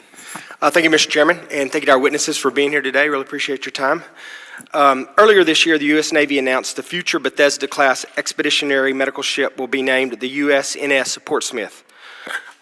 This modernized vessel will deliver life-saving capabilities, sailing faster than both the Mercy and the Comfort, while providing world-class forward-deployed medical care wherever needed. Admiral Kilby, would you describe how these advanced medical vessels are essential to Navy Medical Corps' ability to deliver care in the time of conflict, and how this ship will factor into the distributed maritime operations concept? Yes, sir. Thanks for the question. I've been involved with this effort for some number of years, really excited about the medical community running at this and working to get involved in the requirements process, and they worked faster than most. This vessel is a Roll 2 care vessel, so realizing we have 2 hospital ships, we wanted to increase the density of our ships to be able to respond to massive casualties. So we're really good at medevacs of 1, 2, 3 sailors. We said, what if we have 50 sailors in the water? How do we respond to that? And this ship is a response to that action. So it really gets at the contested logistics problem, and we need to continue to work for solutions like that. But I'm optimistic about this ship and what it will do for us, sir. Yes, sir. Thank you. I appreciate that. I know there's some challenges, especially this year with the budget, with the shipbuilding capacity, but I do think it's important, like you do as well. And I think especially when you're looking at the Indo-PACOM theater, it's critical. With the continually emerging threats in Indo-PACOM, we must possess unmanned undersea capabilities that meet the growing need for submerged operational awareness and payload delivery. Growth in the private market is generating new solutions in commercial undersea technology while reducing procurement and operational costs for the military. Secretary Phelan, how is the Navy looking to leverage commercially available unmanned underwater vehicles to meet emerging mission needs and capability gaps? And what can be done to accelerate the fielding of these platforms across the fleet? Congressman, good to see you. Thanks for the question. Look, we are testing a number of different unmanned platforms, but in the air, on the water, and under the sea. We are definitely pushing very hard with new companies. When I traveled to Indo-PACOM and then came back, I stopped in Los Angeles and spent some time with a big 3D manufacturing company and another company, Anduril, who's doing some things that we're testing. Ceronics, another company that the Navy is testing products with. So, and Saildrone is another one which I met at the Sea Air Space conference here. So we are testing a number of different ones to see, and I think one of the keys, and I think where we need to kind of change in the Navy, again, this comes to a cultural change. We tend to test it, and then if it doesn't work, we're like, next. In the private market, as you know, we iterate. Tell us what's wrong, tell us what's not working, let us try to fix it and make it better. And so this Rapid Technologies Office that the Admiral and I have been talking about is another way of doing that. And I think, look, to be perfectly honest, I think one of the things we need, and I hope the speed legislation covers this, is we need flexibility when it comes to unmanned because the technology is moving so rapidly. If you look at what happened in the Ukraine in that recent conflict, that was a very different drone than one they had a month ago. Mm-hmm. And so to be stuck with a program with that platform, we can't have that. So we are going to need more flex when we spend, particularly in unmanned, because of the speed. And so I think the way we procure on unmanned is something that I look forward to working with this committee on and doing that. If there's specific programs, I know Admiral Kilby could address that. Yes, sir. I think you're absolutely right. I think the companies you mentioned, Anduril, Ceronic, people like that, they're ready, they're willing, they want to do this. And I think like we've learned a lot over the last few years with what's going on in Ukraine and Russia and what's happening in the Red Sea. We have to get on top of this. This is where the future's at. And, obviously anything we can do from this committee to help, I will be anxious to assist that. With that, I yield back, Mr. Chair. I thank the gentleman. And Mr. Secretary, I would urge you, I know you've got a lot on your plate, but make sure the folks that are with you that work on acquisition are looking at our SPEED Act, and if there's things that we need to add that aren't in there, it is a product that's still evolving and developing, and I would say the same thing to the General and the Admiral. We want your input. We want this to be meaningful reform that's going to make a difference so we can get after these rapid technological advancements, because you're exactly right. We cannot keep doing things the way we've been doing it and expect to be successful in the future with what you just described. So I ask for your help. With that, I recognize the gentleman from Massachusetts, Mr. Moulton. Thank you, Mr. Chairman. General Smith, I've questioned you repeatedly over the past 2 years about what actual progress Marines have made on the ground in the Pacific, putting the theory of force design into practice to meet the China threat. Having recently returned from the Philippines, I was more impressed than I imagined with what your Marines have already achieved. So please keep pressing. General Smith, I also question you repeatedly about what the realities are on the ground in Quantico, where you're training the future leaders of the Corps, and I'm concerned that standards have been lowered to keep up graduation numbers. Part of the blame, I know, lies with some of my colleagues here in Congress, so I want to make clear that many of us want you to keep standards high. He is the best who is trained in the severest school, and students who fail should be out, period. General, when the basic school used to require a 20-mile hike, but that has now been reduced 25% to 15 miles, how is that not lowering the standard? Yeah, Congressman, thanks for that question, and I appreciate your continued advocacy for the basic school. As you know, we produce the most lethal warriors there. We have simply modified our standard. When I went through the basic school, we conducted a 25-mile McCrest hike, carrying full kit, carrying a base plate, a bipod. I understand, General, but here's my problem. The McCree standard in the fleet is still 20 miles with 70 pounds. Right. So you're training, you're asking Marine leaders to meet a standard below what what Lance Corporals and PFCs they'll lead in the fleet have to meet. Well, what I would say, Congressman, is most of the officers coming out of the fleet, coming out of TBS are not infantry officers. Those that are infantry officers will go on to the infantry officer course, where, as you know, the standards are incredibly high. Right, but if you're a logistics officer assigned to an infantry battalion, you still have to march with the battalion. Right? You do. So, General, have you graduated any officers from TBS who failed to make the 15-mile hike?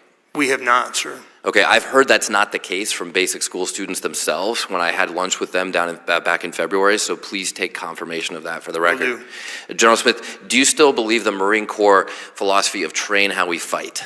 I do.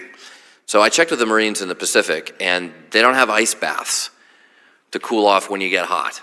We didn't have them in Iraq either. So why is that luxury afforded to officers at TBS at every hike break? Well, what I would say, Congressman, is we want to train smarter, not harder. Well, do they understand that their Marines will not have that in the fleet? They do understand that, but if I have that ability to provide that additional care, then I'm going to do that to make. I just want to make sure they're trained to a warfighting standard. They are warfighting focused, I guarantee you, Congressman. I don't believe that the Chinese Army has ice baths. Now, the Corps is proud of making its numbers when every other service has failed, but top-line numbers are only as good as the Marines who make them up. So that's why I want to make sure you feel the pressure from this committee to keep up those standards. Admiral Kilby, if you were defending the Taiwan Strait, what would you rather have, one aircraft carrier or $13 billion worth of unmanned systems? It's a hard question to answer without qualifying questions, but if I could put those drones on Taiwan, I'd put them on Taiwan. Well, I'm glad to hear that. Many admirals have not answered that question the same way, but I'll tell you, every junior officer that I've asked this question of, and I ask this question a lot, has said what you just did, which is we'd rather take that $13 billion aircraft carrier money and put it towards unmanned systems. I did have a qualifier, though. I get it. We don't have time for all the qualifiers. But General Smith, drones are now responsible for over 70% of casualties in Ukraine, more than any other weapon system combined. What portion of the Marine Corps budget is spent on unmanned systems? I can't give you an exact number, but it is a small percentage. I've been told it's 2%. So if the goal is lethality, and that's 70% of lethality in Ukraine, how much more lethal would the Marine Corps be if you doubled that to a mere 4%? Yeah, we would obviously be more lethal. And how much time does each lieutenant at TBS spend taking out targets with drones? I'll have to get back to you on that with an exact answer, but the answer is limited. It's limited. How much time does each lieutenant spend taking out targets with rifles? Multiple hours. Yeah, several weeks of training on the rifle range. As you know, sir, every Marine's a rifleman. That's our creed. Right, and I love rifles. Rifles were also invented in the 15th century. Look, horses are still great animals too. I just wonder whether we should have more horses at Camp Pendleton than we have drones at TBS. We've got to aggressively make sure that our warfighters are prepared for the future fight. And the future fight is today, when in Ukraine 70% of casualties are with drones. So I want to see those Marine lieutenants out there getting drones on target as much or more as they're doing that with their rifles. Thank you, Mr. Chairman. I yield back. I thank the gentleman. Chair, and I recognize the gentleman from Mississippi, Mr. Kelly. Thank you, Mr. Chairman. First of all, Admiral Kilby, can drones provide an airfield anywhere in the world that provides a strike group of U.S. sovereign airfield like a carrier can, like we just did against the Houthis? Can drones give you that capability that an aircraft carrier to have a sovereign airfield in foreign lands where we may not have friends? Can it provide that capability? No, it cannot. Okay, thank you. And General Smith, rifles were invented a long time. I just got a Mississippi rifle given to me for my retirement. but it is a percussion cap, 58 caliber rifle ball that you can load 2 times in 3 minutes. That is 19th century technology. Would you agree the firearms that we have today are not 15th or 16th century capabilities? Yes, sir. Our M16s are quite modern. Yeah, I mean, they're lighter, they fire at a rapid rate of fire, you have machine guns and all those things. To your knowledge, can drones by themselves replace Marines and make moral or quick decisions that all the data is not in for on a battlefield, the same that a Marine rifleman can? No, sir. The individual rifleman and the mind thereof is faster than any computing model. And I'm all about drones. I believe we need those too, and I believe they're cheap and they're capable, and we've seen that, and we need to use that technology. But it does not replace a thinking individual on the ground who can make decisions that maybe is not in the database. Is that correct? Sure, that is correct. Only a Marine with a thinking mind can make a moral decision. And I think that applies to sailors too, Admiral.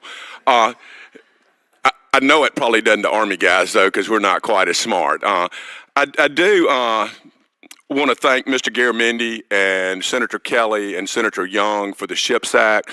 Secretary Phelan, I met in your office, and I appreciate that. I appreciate the fresh business side that you're bringing to our shipbuilding industry and to our maritime industry as a whole. I hope that we will continue on that path to look ways to more rapidly build ships, to use automated technology or unmanned systems to replace people where we can.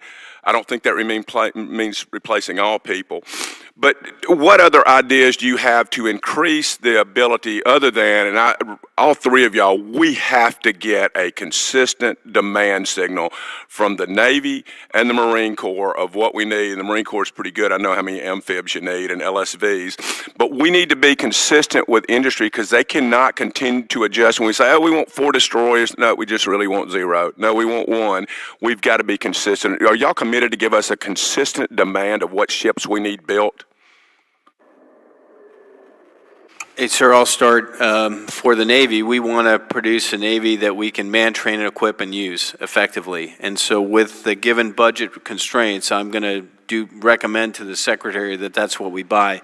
To the extent I can do that with consistency, I exactly and agree with you wholeheartedly. And I understand the impact and the demand signal on industry, but I feel a commitment to the Secretary to make sure we're manned, trained, and equipped. Those are the readiness accounts, and the Secretary referred to that I want to make sure are solvent so we can employ the Navy the way we want to do. So there's a little bit of a push-pull there. I'm not trying to be cute with you. I am trying to say we need a bigger Navy, and it needs to be manned, trained, and equipped to do what it needs to do. And with that, I know we've spoken at length about this, so I won't delay that. Tell me, though, I think Congressman Moulton had a great point on where we do need to replace men and women with machines, especially in hostile environments. In what way can we use USVs or all the unmanned systems, whether subsurface, on the surface, or drones in the air? In what ways can we use those to complement our Marines and Navy across the world? What plans do we have to use as many unmanned systems as we can? Well, I'll start with that. I answered that question. It's non-traditional sea denial, specifically focused for Admiral Paparo and Admiral Kaler in the near term. But they don't replace the legacy platforms we need. It's a combination. And we need to work with the Secretary on a vision for a hybrid fleet, which has both of those moving forward, but I'll yield to the Commandant. Yes, sir. We're exercising and practicing with some big wing drones, our MQ-9s, our other drone technologies, but they are complementary of the manned fleet. They're complementary of our F-35s. They're a loyal wingman. They don't replace a manned aircraft. I yield back, Mr. Chairman. Yeah, before we move on from this, Mr. Kelly was asking an important question, and I've stated in here repeatedly, and I can't emphasize this enough, budget can't drive policy. Policy has to drive budget. When General Kelly asks you about the numbers you need to tell us what the numbers you need to meet the threat. And if the budget will only allow you to achieve part of that number, then tell us that and put the balance in your unfunded requirements list. It is our job to find you the money. It is your job to define what you need to meet the threat. And I just really am frustrated by the fact that presidents, both parties, give us budgets that show us what they would like to do, that it just informs us. It does not limit us. I know it limits you, but we still need you to tell us what you need. And I think that's what General Kelly was getting after in that question. So that understand there's what's in the budget request, and then there's the UFR list. We look at that UFR list as being the balance of what you said you need. So I'm sorry to take that time, but I do want to drive that point home. Thank you. And with that, I'll recognize the gentleman from Massachusetts, Mr. Keating. I would like to just, if you could, comment on another area of concern and competition that we have with China and with Russia in particular. And we have the opportunity to work more with our allies, particularly our European allies in this respect. And that's what's happening in the Arctic. You know, there's other programs outside the Navy, national science programs that have been cut that deal with, for instance, issues. The Office of Polar Programs is one, but they're dealing with a lot of the research issues that are necessary a component to us being competitive in these areas. So I want to ask, has the Navy undertaken those things that are, is it duplicative? Is the Navy getting that kind of research that it needs in the Arctic areas? What are we doing? How are we cooperating with our allies in this regard? And what competition do we have? I know it's an area more and more that we must stay competitive with. So I don't know which of you would like to address that. Secretary, if I could, I'll start and yield to you. We are interested in the Arctic. We do every 2 years a exercise in the Arctic called ICEX, which is primarily focused on our undersea platforms, submarines in particular. But over the past, I would say 5 years, we've been pushing our strike groups farther north because we want to have that capability. So, and working finally with the Coast Guard and NAVSEA on the development of their cutter program. So I do think there's increased activity. I am concerned about it. We are pushing north to operate there more. What do we have for assets? So really, only a couple, really. Well, we're restricted. We are, sir, absolutely. But we're restricted, as you know, on times a year we can push up there. But we want to the extent we can push our strike groups up there and our amphibious readiness groups, we want to have that capability. What does Russia have for assets? It's amazing. The disparity is a concern. Yes, sir, concur. So I think that's an area with everything else, but it's an increasing area of competition and interest because of the great reserves that are there, as well as some efforts by China and Russia in terms of navigation constraints in that area. And so I think it's, with everything else going on in the world, I think it's something we better pay attention to more. And I think you'll need help from us to do this. We're miserably behind in assets and the availability that we have to compete. So I want to raise that as a concern, but I want to point out what I think is a program that the Navy has and that I think can be a great model. I think it could be expanded within the Navy as a model, but I think it could be used in the other branches. We have in our area, working with the University of Massachusetts, a marine and undersea technology research program that we work jointly. And I think it's a win-win situation. You're using a university. They actually constructed a curriculum for the Navy in conjunction with the Navy where they're training individuals and they're doing research at the same time. And they're concentrating in this instance mostly on unmanned undersea autonomous vehicles and everything. But they're learning the robotics, they're doing the research on all of these areas and combine it with ocean research at the same time. But what's actually happened is it's been a great funnel for personnel. The people that are studying here in these grants go in and they serve our country at the end of this so often. So I don't know how familiar you are with that, but how much are you working with universities? I think this program you have can really be transferable to the other branches as well. We have personnel needs, skilled personnel needs, and this is a way to do that and get research at the same time. So maybe you could comment on what you have for conjunction, for what you're doing with universities and research and personnel, and how this kind of program can be duplicated or expanded. Well, I think it's a great program. We also work with the University of Pennsylvania and the University of Texas. So those programs are super helpful, and I have no pushback on that and agree. No, I was just wondering if that can be expanded. And I've looked at and had budget hearings with the other branches, and it seems the Navy is ahead of the other branches in utilizing this. So your experience has been, as I described it, one where the research is there, plus it's a portal to get some actually important personnel people as well. So, yes, sir. Well, thank you for your work. I hope that can be looked at and duplicated. I think it's really a win-win situation. I yield back. Chair, and I recognize the gentleman from Tennessee, Dr. Desjardins. Thank you, Chairman. Thank you all for being here today.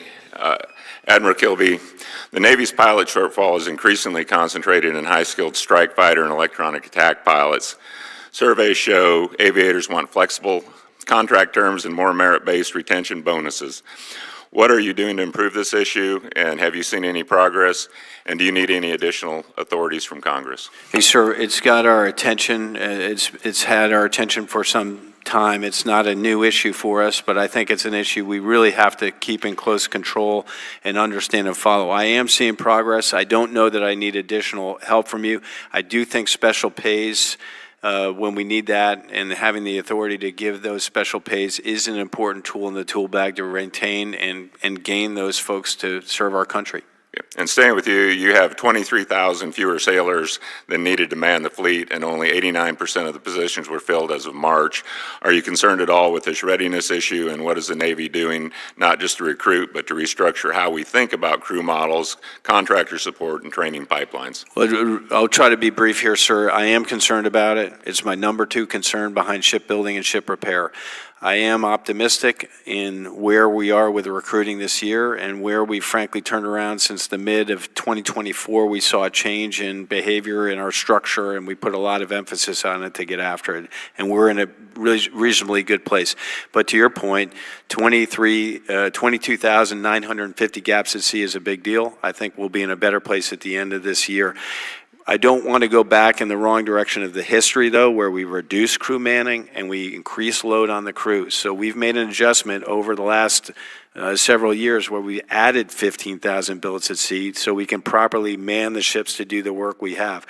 So I don't want to back off that, and I want to manage it and recruit to make the Navy do what the nation needs it to do. When you talk to sailors or squadron commanders, what are they telling you they need most? Well, we're really hurting at the apprentice level now. Those are where the majority of our gaps at sea are. So it takes 9 months to get a recruit through boot camp and to a ship with no additional training. And we're just seeing a turn in that. When I testified, I think 2 months ago, I said the gaps at sea were 23,200. Now we're 22,950, and we're trending in the right direction. And I think we'll be at 18,000 at the end of this year if we stay on pace. So we just need to have the machine do what it needs to do to get sailors through that pipeline to ships to reduce those gaps. Are you hearing much about pay and incentives or quality of life issues in the service that's driving individuals to leave, possibly? I can't make that connection. I can tell you that quality of service has our full attention because we feel that we have to treat our sailors like world-class athletes to keep them in the Navy. So the Secretary's focused on barracks, I'm focused on barracks. I'm focused on Wi-Fi. I'm focused on paying people on time. I'm focused on creating an experience for them where they feel valued and do not want to leave. Okay. Shifting to conventional prompt strike, Secretary Phelan and Admiral Kilby, you can chime in too. Could you all provide an update on the conventional prompt strike, and from your perspective, what could Congress provide to help get this capability to cross the finish line without cutting corners or overloading the industrial base? Yeah, I'll start. We've had a couple of challenging tests with the Army. We just had a recently successful test. I'm optimistic about the program. We need the program. It has a place in there's a hole in our munitions skill set, below nuclear, where I think this is a critical capability for us. And it will first field on the Zumwalt class destroyers and then ultimately on submarines. So I'm completely behind it. Okay, Secretary, do you have anything to add? No, I agree with everything you said. Okay, I imagine one of the hardest parts about standing up a program like CPS is navigating the tension between urgency and risk tolerance. At this stage, what's the biggest challenge you're wrestling with internally, whether technical, cultural, or bureaucratically? What would make the biggest difference from our side of the House? I will have to take that question for the record and get with Vice Admiral Wolf. I'm tracking it with him, and I don't know of a specific thing to give you, but I'll take the question for the record and come back to you, sir. Fair enough. Thank you, gentlemen. I yield back. Chair now recognizes the gentlelady from Pennsylvania, Ms. Houlihan. Thank you, Mr. Chair, and thank you very much for your testimony, gentlemen. I'm going to pull a little bit on Representative Moulton's line of questioning, which regarded sort of the balance between lethality as defined by physicality and lethality as defined by modern warfare and modern technology. We all recognize, and I've been supportive of the fact that physical endurance and combat readiness are foundational to the military, and that people should adhere to the standards that we have formed for them, regardless of who they are. Today's battlefield, however, increasingly requires new forms of expertise that Mr. Moulton mentioned a few of, including cyber operations and drone piloting and advanced data analysis. So the traditional view of lethality has certainly evolved. That traditional view of being physical strength and kinetic capability has to expand, in my opinion, to include technological proficiency and cognitive dominance as well. So in this conversation that we've collectively been having about the importance of lethality, which again I support wholeheartedly, how would you think, or do you think, about the evolution of the definition of lethality is for the individual troop? And can you please define what you think modern lethality is? And I'll ask General Smith to talk about that first. Yes, ma'am. Thanks for that question. So every Marine is a rifleman. So when it comes down to it, it ultimately comes down to one Marine versus an adversary. After all the drones are expended, after all the artillery rounds are fired and all the ordnance is expended off of our aircraft, it comes down to one rifleman looking down the rifle sights at another rifleman. And that is who we are as a Marine Corps. That's fundamental to who we are. So even now in a modern warfare environment where we're talking about drones on drones, you would boil it down to the rifle. I would, ma'am. Every Marine is a rifleman. That's our ethos. It's fundamental to who we are. It doesn't mean that we don't prioritize drones, because we used to shoot a few thousand meters. Now we're shooting tens of thousands. Understood. But it's an ethos. And so as long as that person is capable of being an effective rifle person, you believe that they are lethal? They are. As long as they can hit their target at 500 meters with iron sights, yes, ma'am. Thank you. Admiral, any comments on what modern lethality is defined as? Yes, ma'am, thanks for the question. A couple things a little bit different. The Navy is a little bit different than Marine Corps in this regard. We're a highly technical service where sailors are trained to do specific things. So I'd say at a base level, just like the Marine Corps, we want to optimize human performance. That means sleep, understanding where they're at, care for them, all that, 3 bags full. We need to do even better at that as far as making sure leaders are engaged with their troops and understand where they are from a wellness perspective. So I'm all over that. Break. The next piece is that all those individual sailors are trained, current, and proficient in their task. That task can be many things. I could be shooting a Tomahawk. I could be defending the ship with a Standard missile. I could be a quartermaster taking a fix. I could be a CS preparing meals. Optimizing their performance in that regard is what I consider lethality. Yeah, I 100% agree. You know, the person, when I served active duty, my job was to make sure I helped design what amounts to Iron Dome at this point in time. And I was lethal because I was able to be effective in doing that job. And so we each have a different job. And what I would argue lethality is, as much as anything, is making sure that we are optimized as a force, that we are individually doing the thing that we were tasked to do. And I think that's one of the places where we get ourselves caught up on the physicality of things is not always what makes us the most lethal as a body and as a force. I'm going to move on in what remains of my questions. The last question that I have for you has to do with barracks. I'm on the military personnel subcommittee, the ranking member, and also was the ranking member on the quality of life committee. You talked appropriately about the importance of your barracks initiative. The Army, unfortunately, has diverted $1 billion of resources that were supposed to be allocated for barracks to the southern border. Would you please commit to me that you are not planning on doing that with any of the moves that you are doing to the Los Angeles area with your Marines? Yes, ma'am. I'm committed to improving the quality of life of our Marines. I'm committed to spending every dollar that's appropriated to us for the purpose for which it was appropriated, and that includes Barracks 2030, which is our most consequential barracks investment in our history. Thank you. And since I have 20 seconds left, can you tell me what happened with the airplanes falling off the ships and whether or not heads rolled as a result? Ma'am, there are 4 investigations ongoing on the Truman Strike Group right now. None of those are released. I'm committed to letting that process happen and conducting actions as appropriate, and then reporting back to the committee when those are complete. Thank you. I appreciate it, and I yield back. I thank the gentlelady. Chair now recognizes the gentleman from Nebraska, General Bacon. Thank you to all three of you being here. Thank you for your leadership. I appreciate you being here today. My first question is to Admiral Kirby and General Smith. What is the #1 capability that you're lacking right now for a fight with China, which is our pacing threat? What's the gaps that this committee here can help fill? Admiral Kirby. I'd say munitions are the thing that, in the top 3 that bother me. Ship repair and shipbuilding, those are things that Secretary and I are after to improve. I don't know that I need more help from you in that regard. Recruiting and manning, that's the second thing. I think we're on pace to do that. I don't think I can get more help from you. But munitions, we have to turn the tide here if we're going to be in protraction. So preferred munition production, as well as second-tier and third-tier vendors that may be able to compete in that space that we haven't been open to in the past. I think we ought to be open to that consideration and get help from you if needed to do so. I think that's good insight because we see in Ukraine, they're burning munitions faster than anybody can build them. General Smith. Yeah, I would concur with my shipmate Admiral Kilby. Munitions are key. And for us, mobility is key. You know, we have to get to the fight, we have to be able to maneuver in the fight, and we have to be able to strike at range. So advanced long-range weapon systems are key to us. Thank you.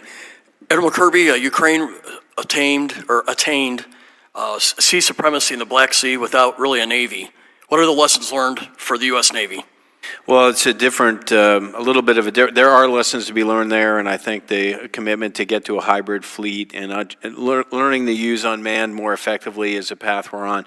We're in a little bit of a different place because we're not, now, we will, Homeland Defense is our #1 thing, but where I tend to think of our Navy deployed forward to bring effects to bear, I've got a sustainment piece, an employment piece, a deployment piece for those vehicles. So I do want to learn those lessons, and we're applying them in the context of non-traditional sea denial that I explained earlier. I do think there's a coupling of traditional assets, manned planes and unmanned aircraft, manned ships and unmanned ships that we need to explore and really diversify our fleet to have it be capable. Yeah, it's worth thinking through because the nature of the fight is changing. Secretary Phelan, there was a bad report on Naval Air Station Key West. How focused is the Navy Department on ensuring we have good family housing? Thank you for that question, Congressman. So I have ordered the Navy to review all of our barracks after what I saw at Guam, which was appalling to me.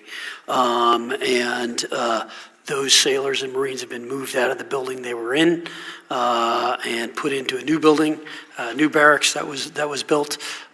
So we are in the middle of that review. I'm waiting to get the results of that.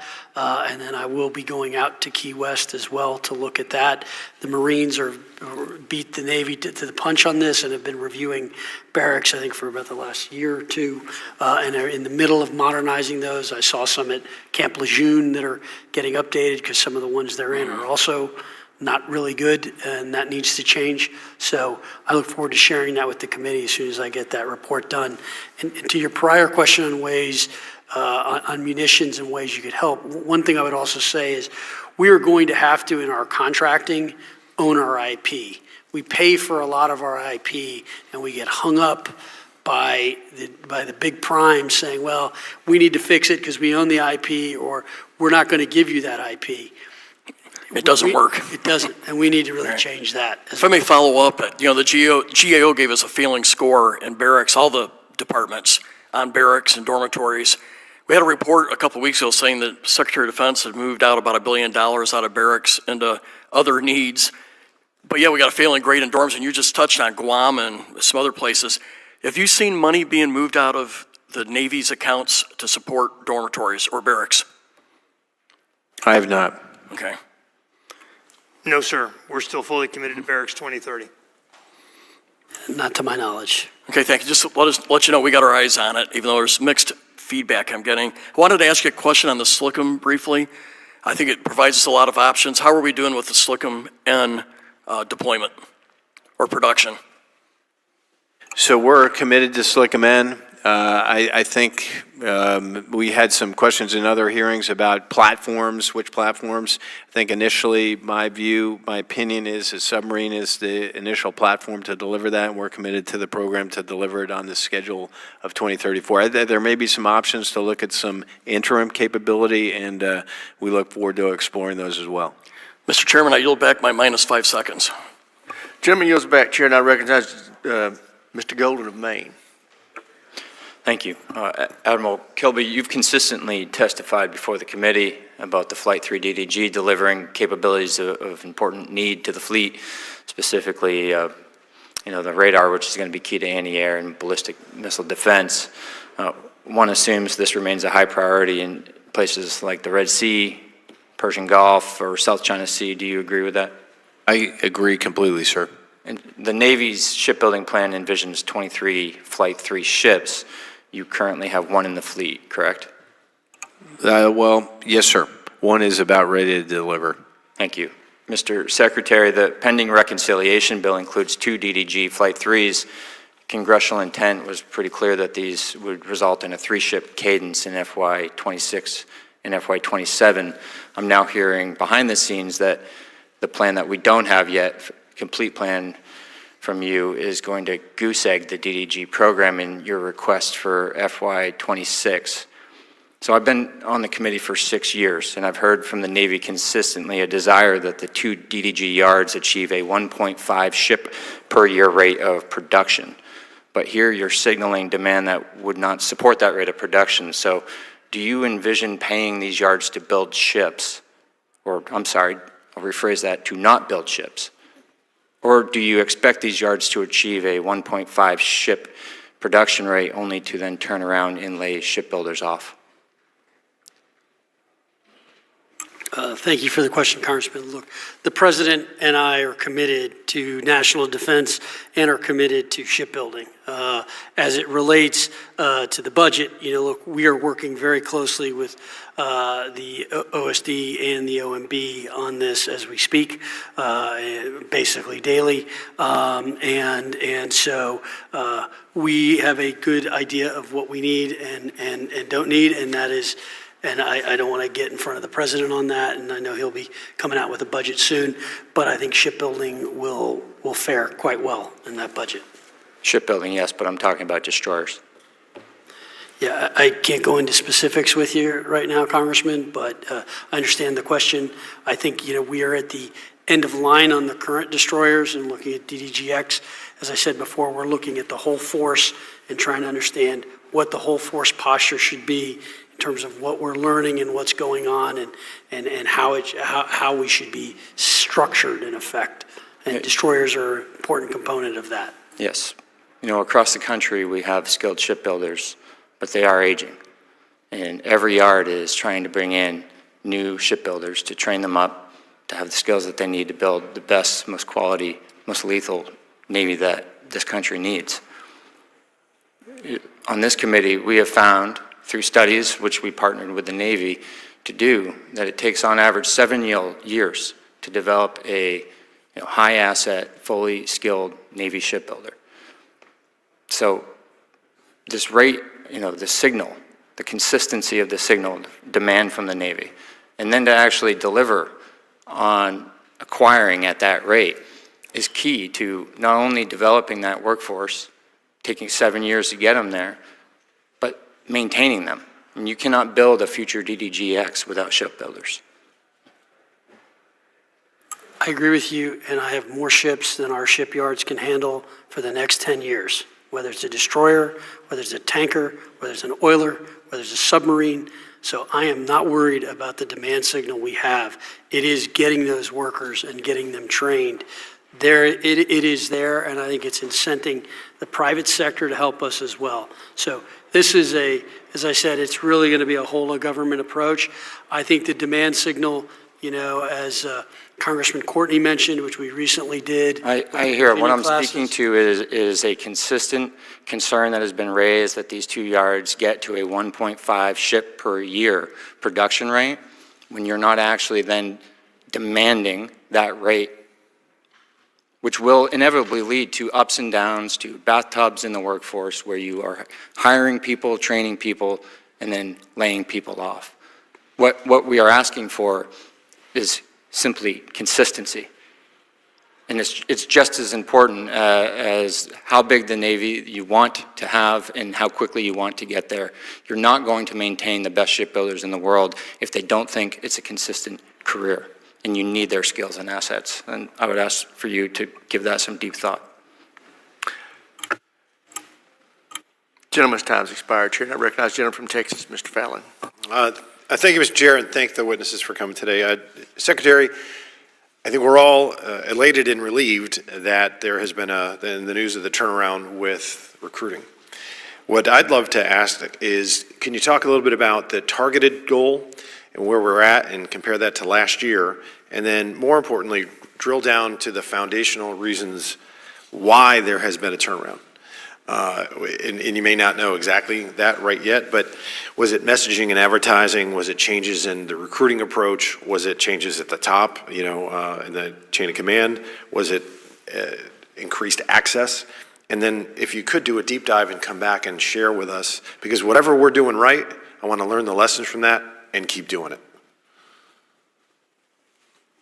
I'll let Admiral Kilby give you the specific numbers as to where we sit there. My view is I think that we have, and we are repositioning our branding. I think the Marines do an excellent job in terms of branding and recruiting. They're the only ones that always hit their goals. That is correct. And so we have begun, and I think there's a reason why. They put some of their best officers in recruiting jobs. So they've made it a priority and made it important. That is something we are looking to do with the Navy as well, which is prioritizing recruiting, making it more important, saying this is critical. I think one of the reasons we've gotten the bump, to be honest, is I think the president's election definitely brought a pop, and we've seen a pop in the numbers. And I think that I can't take you through that math. Sure, but I'd just like to have a deep dive to know, because I want to begin in doubts and uncertainties. Whatever the reasons for the recruiting and the success, we just need to keep doing it, or make us aware of it and the public as well. Admiral? Yeah, we'll generate a report and send it to you, sir. I do think it is a large number of factors, and I welcome all of them to do what we need to do to bring the folks in the Navy. We did have a change in leadership. We elevated the position of the recruiting command commander. We changed our daily and visual management to look at it every day. We took away monthly goals and said, just bring in everyone you can. We were more thoughtful about medical waivers. We were being very conservative to not bring someone in who might have a problem, and we made a judgment call based on that desire to serve and the fact that we could take care of those sailors. So I think there's a ton of things that happen there. But I'm focused on it every day, not every month. Well, great, because it was all hands on deck, and that's what we needed. And you want to talk about any kind of weapon systems, we don't have human beings to operate them. They're worthless. And on that note, Admiral, is there any specific shortfalls as far as in, let's say, cyber medical subs that you're still experiencing? Yeah, there are some areas we're challenged on. Medical people is a challenge for us. And there's a few other areas. I think we're actually in a pretty good shape for nuclear sailors to come in, both officer and enlisted. That's an area we've been challenged before. So I can get back to you on the specifics. Could you, and how about with cyber? How are we doing with cyber? From a recruitment or a training perspective, sir? Both. Okay, for recruitment, I think we're okay. It's an exciting mission and people feel fulfilled when they come to it. Meeting the demands of the cyber comm as far as training offensive and defensive teams, we're good defense. We got some work to do on offense. Awesome, thank you. In general, I wanted to talk to you about, it's clear that the biggest threat we have is peer adversary, China, Indo-Pacific. And, when I look at Okinawa, and we had 19,000 Marines in Okinawa, and then there's a plan in place and that's commencing to reduce that to 10. And it would make sense to me, considering sitting on this committee and also on the Intel committee, to do everything we can to keep those Marines on Okinawa and not only not be decreasing the number, but increasing that number, considering the threat that's there. And we all think about and talk about Taiwan. So I wanted to hear your thoughts on that. And what can we do? I, in general, would love to have a meeting and do whatever we can do on this committee, being the chair, the subcommittee chair on military personnel, to help mitigate whatever political things we'd have to talk about with our Japanese allies and partners. But I wanted to hear your thoughts. Well, Congressman, what I would say is President Trump and Prime Minister Shiba confirmed the vital importance of the steady implementation of the realignment of U.S. forces in Japan at their February summit. I agree with Admiral Paparo that currently Marine Corps forces in the First Island chain are optimized, and that my best military advice is that any change to that optimized laydown increases risk.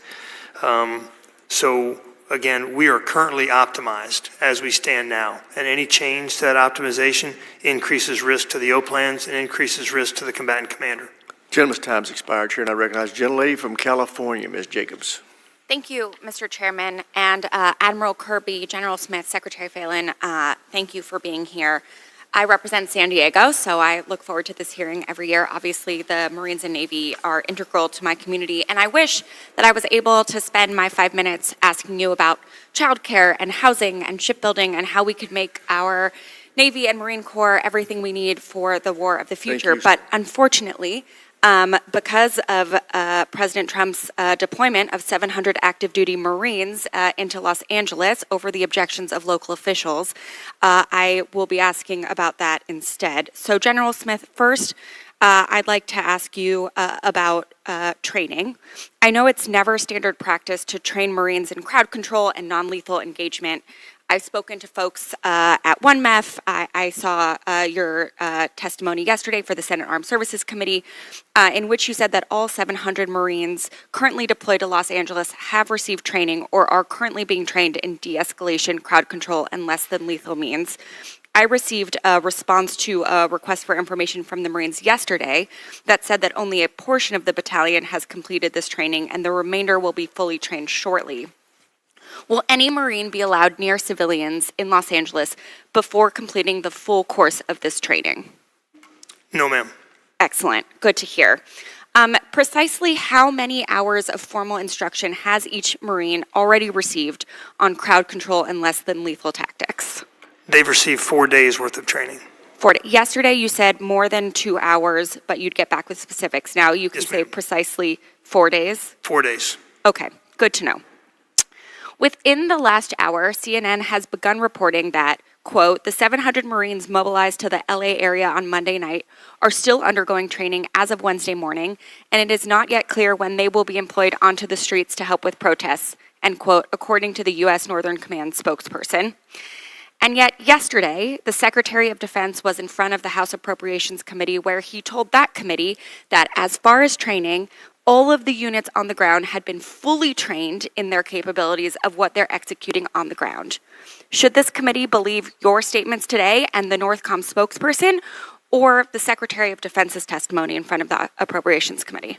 Well, ma'am, Marines are always training. Every time there's a down moment, we're rehearsing, we're training. So training to deploy has been completed, but they are going to continue to train. Again, every time there's a break in anything, there's a break in the action, so to speak, Marines are training. We train constantly. Sure, but the training for non-lethal and de-escalation and force, what they're doing in LA is very different from what you normally train for. So I'm not sure the training is exactly the same. Well, at least I hope it's not. It is different, but it can still be repeated and it can still be drilled. Okay. And it was clear from conversations that I've had with the Marines and from your answers yesterday to the Senate that the Marines in LA have not been explicitly tasked with law enforcement, which is good because under the law that would be illegal. However, with the evolving dynamics in Los Angeles, I'm concerned that the Marines on the ground who are young could be put in compromising situations due to posse comitatus. So if someone on the ground with DHS or other law enforcement asks a Marine to do something that they cannot do according to the law, how are they meant to address that? Well, ma'am, they have leaders with them. They have staff non-commissioned officers and officers who will ensure that they don't violate the Posse Comitatus Act. Okay. And will you commit to making the standing rules for the use of force that they are operating under public? Yes, ma'am. The SRF, the standing rules for the use of force, are currently public. Okay, we have been unable to get a public copy of them, so I appreciate your help in making sure we can further publicize these public rules. Yes, ma'am. So look, I recognize that the Marine Corps is just following an order, and that's your job, but I find it unacceptable that the Pentagon took control of the National Guard and sent active duty Marines to Los Angeles when the relevant offices in California expressed that their deployment was unnecessary, including the Los Angeles Police Department, who are not, leftists, who said that deploying Marines was unnecessary and could make it more difficult for them to do their job. The Pentagon and President Trump are escalating the situation drastically by unnecessarily deploying troops and causing more chaos. And frankly, our community, our National Guard, and our Marines deserve better. Thank you, Mr. Chairman. I yield back. Gentleman yields back. Chair, now recognize the gentleman from Florida, Mr. Jimenez. Thank you. It's unfortunate that the mayor of Los Angeles and the governor of New York, of California didn't do their job to protect their city, and that your men and women were called upon to do that. Mr. Secretary, would it surprise you to say if I told you that the Chinese hold a 250-to-1 advantage in shipbuilding right now, large ships over the United States? No, sir, it would not. And so how long would it take for us to increase our capacity by 25,000%? I'm not sure you and I will be alive when we got to that. I agree. Okay. And so do we have any idea of the plans for the PLA Navy? I mean, how many ships, how big is their Navy going to be? Sir, it's hard to say. Our ships are far superior to their ships. That's a game we've been playing for a long time. I think the Chinese strategy is to overwhelm with numbers. We are a much better force. We are much better trained sailors and Marines. So I think it's what we pick and what we have. You could argue to some extent that the more they build, given the speed at which technology and what we've seen in some of these other conflicts, that could at some point become a disadvantage. However, we are too far behind, and I think there's a stat that I've used. The Chinese build more ships in a year than we have since World War II. Agree. Okay. I mean, we won World War II with, what, a 6-to-1 advantage on shipbuilding, 6 aircraft carriers for every one that the Japanese built, and we won the Second World War with that. And so they have a 250-ship advantage. Look, if I asked you 3 weeks ago, hey, I want to destroy like 1/3 of the Soviet bomber force, and your answer probably would have been, well, I think we need some long-range bombers, we need some long-range weapons, et cetera, et cetera, et cetera, because that's, and yet, what, about a week ago, 1/3 of their bomber fleet was actually destroyed by drones, and a different way to engage the Soviet, or not the Soviets, but the Russians. So I think the same holds true for the Navy. So if I probably ask you right now, hey, I want to sink Chinese ships, the Admiral, I'm not going to put words in your mouth, but I think most you'd say, well, we need more submarines, et cetera, conventional weapons and all that. But I'd like for you to start thinking outside the box. Because for every ship that the Chinese built, I want 1,000 different ways to sink it. Not 1 or 2 or 5. I want 1,000 different ways to sink it. And then good luck trying to stop 1,000 different things that are going to sink you. And so, Mr. Secretary, do you have a group of people that just completely think out of the box? Or do you have a way to access a group of people that are not stuck in paradigms and that completely think that, you say, I want to sink a ship, and they were going to give you 1,000 different ways to sink a ship that doesn't have an aircraft carrier, doesn't have a destroyer, doesn't have a submarine. Do you have access to that? Do you have a group like that? Congressman, we're putting one together. I would say stay tuned. I've gotten a few briefs already that have been enlightening, and I would tell you our capabilities are quite formidable. I think they should keep our our adversaries at pace, but as I said, they are catching us at an accelerating rate. we do need to pivot. We do have that access. We are putting that together and putting together carefully very good teams. And that is why I'm saying the whole force posture that we're looking at, the way we are going to fight is going to change. And so I look forward to sharing that with you. I agree, because I don't really want to fight their fight.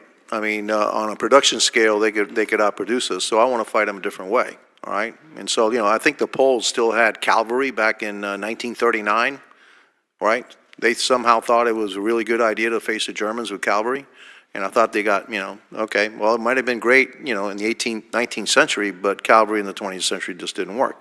And so maybe in the 21st century, our force structure, their force structure may not be the way that, you know, the future of warfare is coming. And I can see that, you know, coming pretty quickly, and we as a nation need to pivot to, you know, to a new way.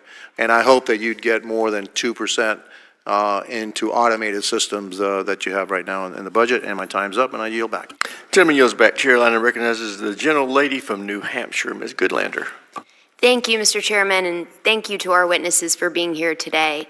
Mr. Secretary, I want to begin with you and thank you for visiting the Portsmouth Naval Shipyard right at the beginning of your tenure.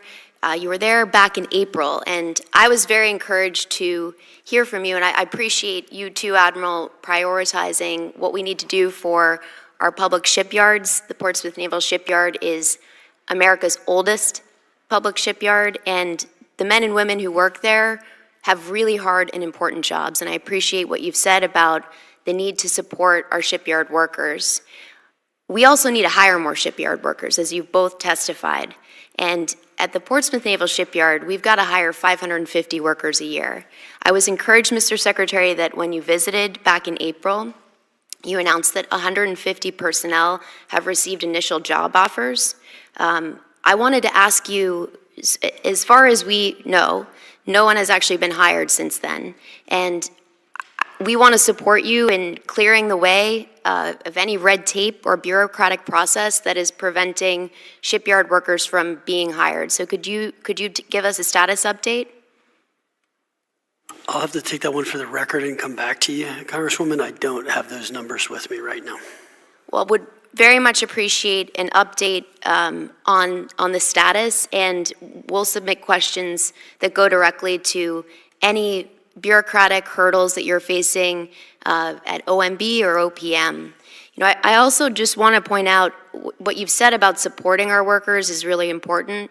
They're facing a real attack because of the president's executive order that seeks to really strip away fundamental rights of our unionized shipyard workers and federal employees across the board. One of my real concerns about H.R. 1, the GOP budget bill, is the elimination of the federal employee retirement system, the FERS annuity supplement, which is really so critical to helping federal employees who retire before the age of 62. It's bad policy, and it's hurting our shipyard workers and really federal workers across the board. And I want to just point that out. Mr. Secretary, I want to thank you for what you've committed to doing with respect to the audit. This is incredibly important. I will submit questions to you about what specific barriers you face in achieving a clean audit, which is so essential to public trust and to any functioning organization.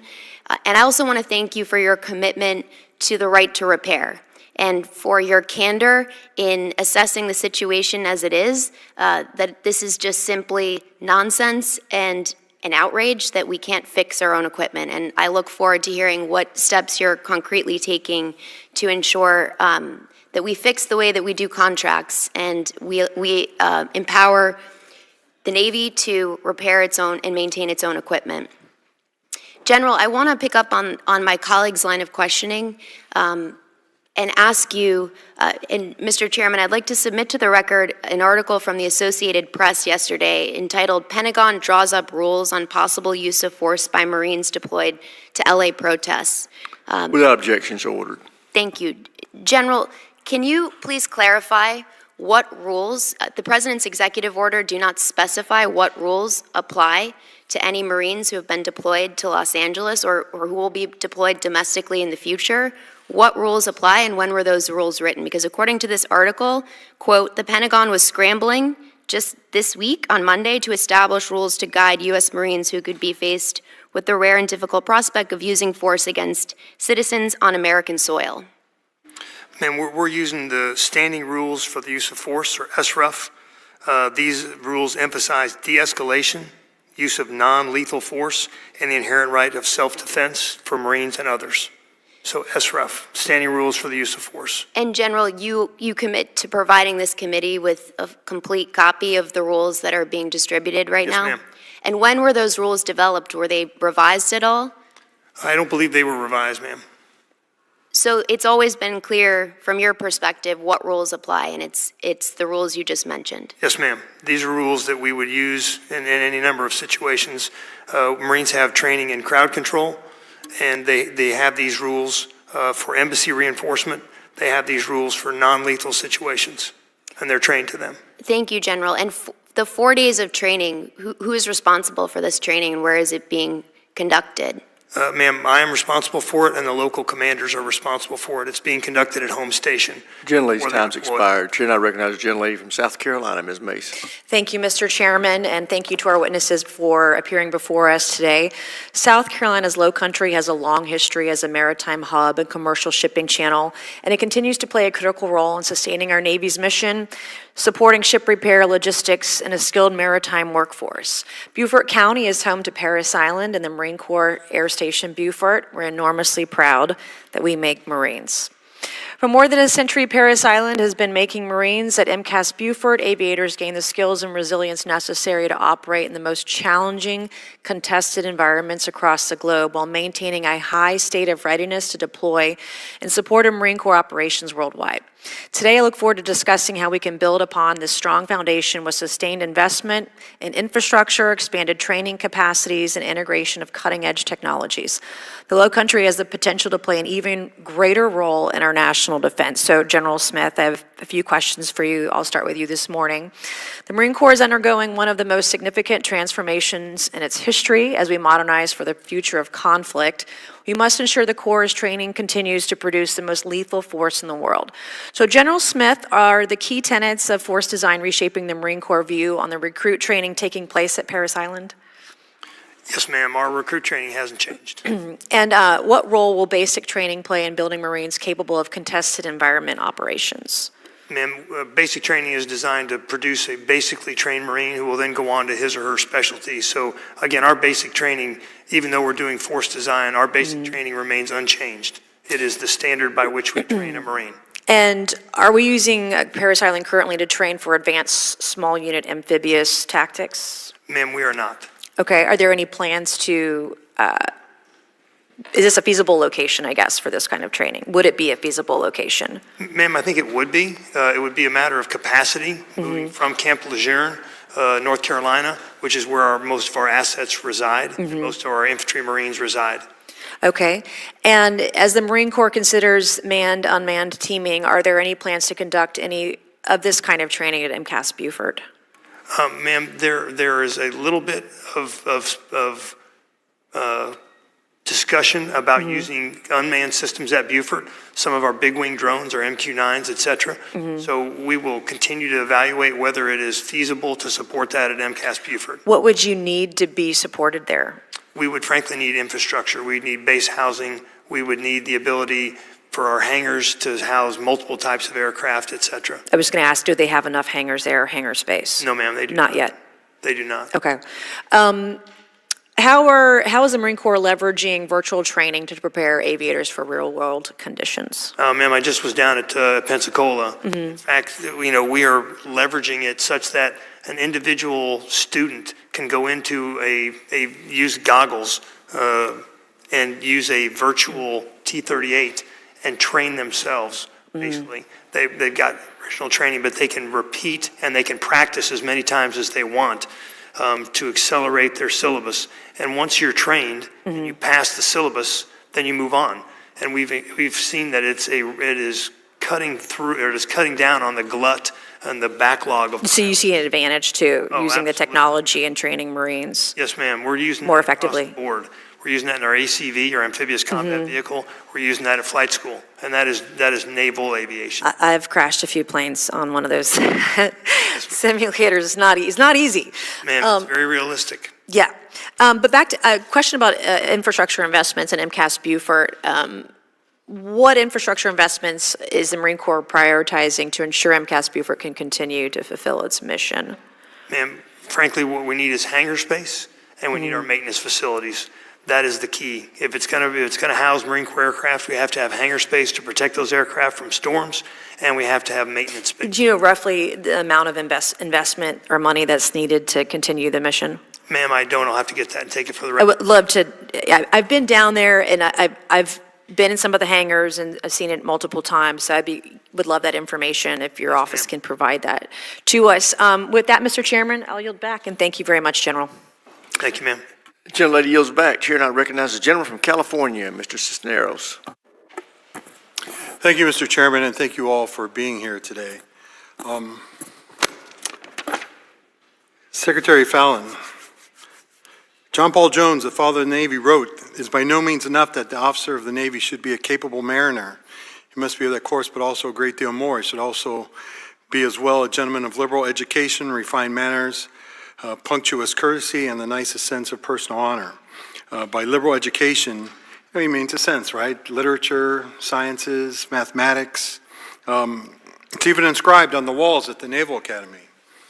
But yet, the Navy's removed 400 books from the Naval Academy. They've stopped, groups of students that would come together to study for each other that focused on engineering and other things. How are we living up to this motto here if we're removing books? Do we not want our officers to be well-read? Congressman, thank you for the question. So currently there is a panel that OSD has convened that is assessing books across all military installations. Therefore, I defer on this topic to them. Currently at the Naval Academy, I think, and at the two other Nova postgraduate and the War College, I think we're talking about low double-digit books numbers. So I think you're... 400 seems like a pretty significant number from the Naval Academy. I believe that number is no longer accurate, and that was a media invented number. So we're talking double, like no more than 99 books. I'm talking like 15 to 20, is that right, Admiral? 15 to 20. 21 at the Naval Academy. All right. Can we see that list, if I could? The panel is working on it, so as soon as we get that study, I'll be happy to share that with you. All right. I'd like to see that book. All right, or that list. Admiral Kilby, does the Navy need a next-generation fighter? In my opinion, we do. All right. The administration is proposing gutting the next-generation fighter, and that was something that just kind of came out pretty recently, as in the last couple days, from their proposed budget. And it's a program that I completely heard from uniform officials that they need. So how do you reconcile this? How are you moving forward to kind of ensure that we are going to have the research funds in order to ensure that we can move forward with a next-generation fighter? So thank you for that, Congressman. Look, I think as it comes to next-gen fighters, as I said before, we're looking at the full composition of the air wing of the future. And so we have to focus on the capabilities and technologies for years to come that are going to win. And that includes manned and unmanned platforms that we have to look at. I do not have a lot of confidence. All of our programs are in trouble. We have a number of companies that are not performing. We've got to get those done. So I think looking at this system, 6th Gen is important, and I know it's important to the Admiral, and he should always give you his best military advice. I think we're looking at the whole panacea of what we've got, and then how we can, what makes the most sense to use in the future. And so I think we have to get more confidence in the base. This is a system that, as I said in my opening statement about readiness means like ready, like today and then in the future. And how is that future changing, and how do we think about that? And so we're looking at it, evaluating it, and trying to make sure that we're not back here in 2 years saying, we told you it was going to cost X, it's actually going to be X plus 50, and by the way, it's going to be late. So that's really what we're trying to do. Well, look, I think the Navy has a bigger challenge than anybody else with the high expensive cost of the items, right? Everything from ships to fighters to the missiles and everything that they need, the weapons. And trying to balance that all is definitely a challenge. But we need to ensure, right, that we continue to move forward, as you said, right, readiness today, but also to develop for the future. And that is something that I am willing to work with you there. Whatever we can do to help support that mission, right? We want to ensure that we can do the fight today, but also prepare for the future. So with that, Mr. Chairman, I yield back. Gentleman yields back. Chair, and I recognize the gentleman from Texas, Mr. Luttrell. Thank you, Mr. Chairman. Good afternoon, gentlemen. The Department of the Navy is currently spending tens of millions of taxpayer dollars per year to develop custom-built software on top of proprietary low-code platforms for its electronic procurement systems, or EPS. However, in 2024, NAVWAR technical review of EPS cited delays, platform immaturity, outdated architecture, and limited functionality after a decade of the program's development.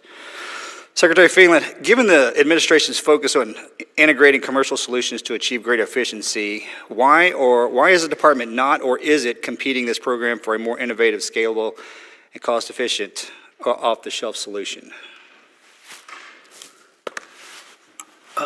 We're reviewing all of our IT systems and all of our systems, and we've canceled some already. So Navy HR, which had a bunch of redundancy that was not working, and we had a contractor who could not fulfill the obligation. So I don't have that specific one, Congressman. I'll come back to you on it, but all of them are being reviewed. All of those contracts are being reviewed to remove redundancies, and if they're not working, we're going to get rid of them. I can tell you, as someone who I get for me just to send a 3-sentence email from my office takes almost like a minute. That's how bad the systems are. That's just in the Pentagon. So we need to update our systems. We need to analyze all of these. That is going on, and we're working very hard on it. But I don't have an answer for you on that specific. Yes, sir. I understand that redundancy. I mean, it's almost, you can't even say the word government without having the word redundancy built in on top of it. Are you looking at both private and government? I understand, okay, as a former military man, I know that, hey, we want to do everything ourselves, but there comes a point in time where we might need to lean into the commercial space in order to help us do that? We should get out of the IT development business. We're not good at it. General Smith, you made an extremely valid point earlier when you were talking about drone technology and how your Marines are developing their own drones, because there's no more efficient and effective killer than the ones that are being shot at, and we are amazing at what we do. And Mr. Admiral Kilby, you got Naval Special Warfare inside of you doing the exact same thing. And the issue is we have outside entities trying to come into our organization to help, and we have an inside organization trying to get permissions to do what we do best. The chairman and the ranking member are doing the SPEED Act, and that's trying to clear the muddy water. I think the point that I'm trying to make is you've heard the leadership, they're leaning on you for those ideas. Because we're on this side more or less looking in to the operators, okay? Don't hesitate to ask and tell us what you need, okay? Because we're eyes wide open and the ears as well. With health and wellness inside our communities, you listed off your 3 priorities, both of you did, and I don't necessarily agree with the order, because I would put my sailors up top and I would put my Marines up top, be the first words out of my mouth. And I know we're focused in on that. And General Smith, I've got a fine young Marine that works in my office, and he speaks very highly of you. And that says a lot. And he says you're focusing in on your troops, which is amazing. As we move forward, the transition period from when an active service member jumps off that bullet train into the civilian space and becomes a veteran is unforgiving. There's really nothing on the outside to catch us. Mr. McGuire, can you lean to the right just a little bit, please? Thanks so much. There's really nothing on the outside to catch us when we leave. That bullet train continues down the track, and everybody that's someone that's looking forward, front sight focus, and everybody else is tucking and rolling. Here you go. And then the VA does their absolute best to receive us. I think there's a breakdown in communication from active duty and the hot handoff to the VA. And I'm probably pretty certain that you guys are concentrating on that, but we need to concentrate a lot harder, because my number one issue as a member of Congress is to get our veteran suicide rate from over 6,000 a year down to 0, okay? But I need your help. Fair enough? Absolutely, sir. Thank you. Concur. Thank you. Mr. Chairman, I yield back. Gentleman yields back. Chair now recognizes a gentleman from California, Mr. Carbajal. Thank you, Mr. Chairman, and thank you to all the witnesses here today. General Smith, it's good to see you. As a member of the Joint Chiefs, you serve as a military advisor to the Secretary of Defense and the President. Is that correct? That is correct, sir. Were you involved in the decision to mobilize 700 Marines to the streets of Los Angeles? Mr. Secretary or Congressman, I was not involved in the decision to mobilize, but I was involved in the decision of who to mobilize. Thank you. Were these Marines that were deployed adequately trained to deal with these domestic events? They have been trained before they deployed, yes, sir. How long were they trained for? They were trained for multiple hours. Multiple hours. Hours? Give me days? Well, I would say over the course of a couple of days, they received multiple hours worth of training. Is that adequate training? That is, sir. Do you think these Marines' time could be better spent back in 29 Palms, continuing to train and carry out their mission? Well, sir, I'm compliant with all lawful guidance, so I won't get into, what they should or shouldn't be doing. But we were given lawful guidance to deploy that battalion, and that battalion has deployed. Have there been discussions about mobilizing additional Marines to LA or other places throughout the country? No, sir, not to my knowledge. Thank you. If domestic mobilizations continue, do you think this will erode public trust in the reputation of the Marine Corps? Sir, I think the Marines are going to conduct themselves with the same dignity and professionalism that they always conduct themselves with, and they will continue to bring credit to the Marine Corps regardless of the mission they're assigned. Can you elaborate as to what they can do and cannot do as Marines on domestic soil? So I can, sir. They are underneath, they're supporting NORTHCOM. Their mission, as directed by the SecDef, directed NORTHCOM to assume command in order to protect federal property and federal personnel. That is their mission, sir, protect federal property and federal personnel. And in doing so, for example, can they fire warning shots? No, sir, we do not fire warning shots. Thank you. Secretary Phelan, if Congress gave the Marine Corps, let's say, a check for $134 million, what would you spend this on? And could that be used to increase the quality of life for our Marines or help deliver capabilities to the warfighter? Thank you for the question, Congressman. We can use all the funds that you can give us. So you could use the funds to do so many important things. As I said, we have a mission, and our mission is to be prepared to fight and do as the President and Secretary of Defense order us to do, and that is what we're doing. And so, yeah, we need capital in order to support our programs. Yes. General Smith, same question to you. What could you do with $134 million as in order of your priorities? Well, I would spend it on training and on barracks. Thank you very much. Mr. Chairman, I yield back.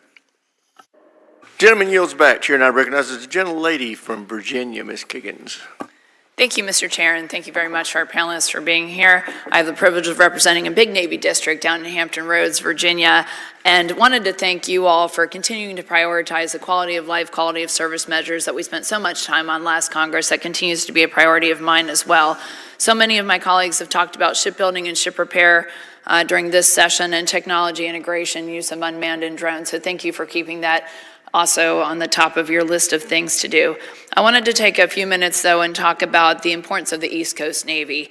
And we see, when we turn on the news and we, for example, are watching our F-18s drop bombs on the Houthis in Yemen, or there's something that arises in the world, and we frequently send our aircraft carriers and our battle groups and our air wings from the East Coast.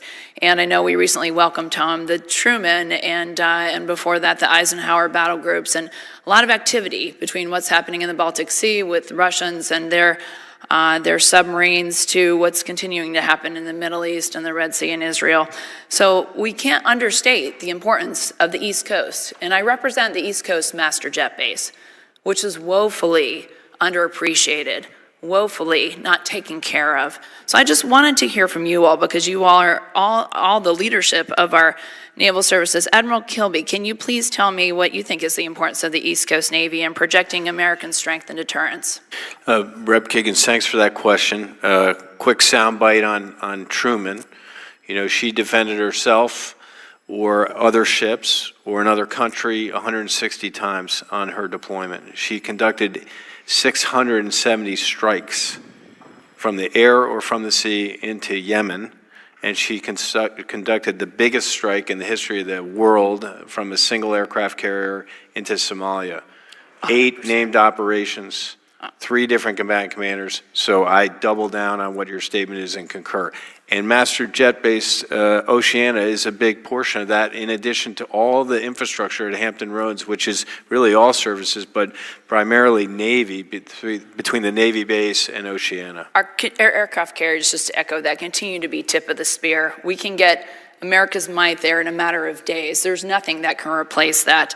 And do you think that the East Coast Master Jet Base then needs F-35s and needs our next generation of strike fighter? I think it needs to keep up with the Navy just like the West Coast in all respects, and I think it needs to be maintained.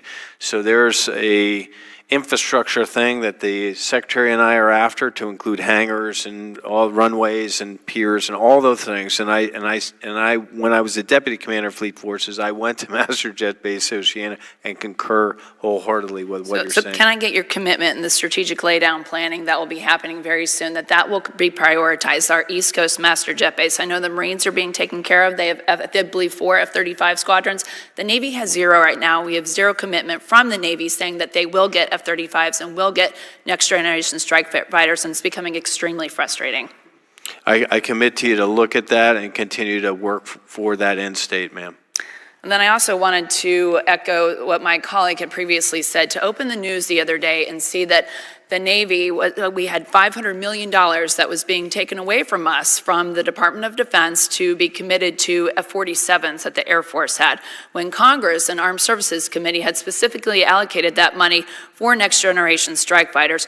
We need that money for a lot of reasons. China is already testing and flying J-50s and J-36 fighters, which is their 6th generation fighter. The Navy, to be competitive with that, has got to make that investment. I know the Air Force has got a lot of needs as well, but Secretary Phelan, can you please one more time address what you are doing to push back on that Department of Defense statement that they made that said they weren't going to take away the Congress appropriated money and give it to the Air Force? Thank you, Congressman, for the question. Look, as I said, we continue to look at the air wing of the future and the capabilities of 6th Gen and what that means. It's part of the whole force posture we're looking at between manned and unmanned and those different platforms and what makes the most sense. So I look forward to working with you as we develop those plans. And we cannot do the missions that we just previously talked about that the Truman has just accomplished in the Red Sea without that next generation strike fighter money allocated. So please prioritize that. On top of that, and in closing, just wanted to put in my 2 cents about naval aviation training. We need T-45 replacements. That needs to be added to the top of the priority list. We cannot take between 3 and 4 years to train naval aviators and Marine Corps aviators. It's taking too long, and we need that Navy commitment. Thank you so much, and I yield back. Gentlelady yields back. Chair now recognizes the gentlelady from Maryland, Ms. Elfreth. Thank you, Mr. Chair. Thank you, gentlemen, for being here. I want to build on some of the questions my colleagues started regarding preparing for the future of warfare. Representing Maryland, I recently visited Naval Air Station Pax River and saw some really impressive and critical work being done there, including the anechoic chamber, which is essential for training for warfare of the future. And it's in such high demand that even when it runs 24 hours a day, there's still a 5 to 6 year backlog on that training. So Admiral, can you speak to the Navy's priority list in terms of getting a second such chamber? I cannot, but I will take that question for the record and come back to you, ma'am. Okay, do you agree it's I essential do. for warfighting? I do, but I just don't have the specifics. I'll get them to you. Understood, thank you. I'd like to move on to energy, and Mr. Secretary, I was really glad to hear that readiness is your priority. Last week, this committee was informed that energy resilience is military readiness, and representing the United States Naval Academy, I would suggest that your installations between the Marine Corps and the Navy are perhaps most ill-positioned to bear the impacts of sea level rise and hurricanes and extreme weather. So can you speak to, you've made some great progress, particularly in microgrid programs at Marine Corps Air Station Miramar. For anybody here, how are Navy and Marine Corps applying the lessons from that base on microgrids, but also thinking about SMRs, which is a particular priority for this committee to address our energy vulnerabilities for anybody? Well, ma'am, I'll take it off. The microgrids are operationally viable to us. We use them here in the continental United States, for example, as you know, at Miramar, but they're operationally deployable. Our goal is to be able to produce our own energy when forward deployed to need less, to be able to operate in a contested environment while producing our own energy, using solar panels, et cetera, to be able to power radios, because sometimes just the radio having a battery is enough to get the job done. So we're committed to continuing to do that for tactical reasons, not necessarily environmental reasons, but for tactical reasons. I totally agree, and all of the above approach to energy generation, resilience, storage is incredibly important for infrastructure and for readiness. Mr. Secretary, I was also really grateful to hear you admit that we have historically, everybody, underinvested in infrastructure. And I would add personnel and training to the definition of infrastructure. According to the GAO, 64% of executive officers found it difficult to conduct sailor-led maintenance due to manning shortfalls, and 75% find it difficult for sailors to complete repairs. The manning shortfalls are credited to a lack of requisite training and experience to fill these positions, and I also understand that Navy ships lack onboard parts and equipment to make necessary repairs while they're deployed. And I'd add on to that we're currently in an uncontested environment, so all of those issues just expound when we move to a contested. What specific steps are we taking to mitigate this direct link between manpower deficits and material readiness problems in the fleet, and how are we addressing the lack of pre-positioned parts on board ships?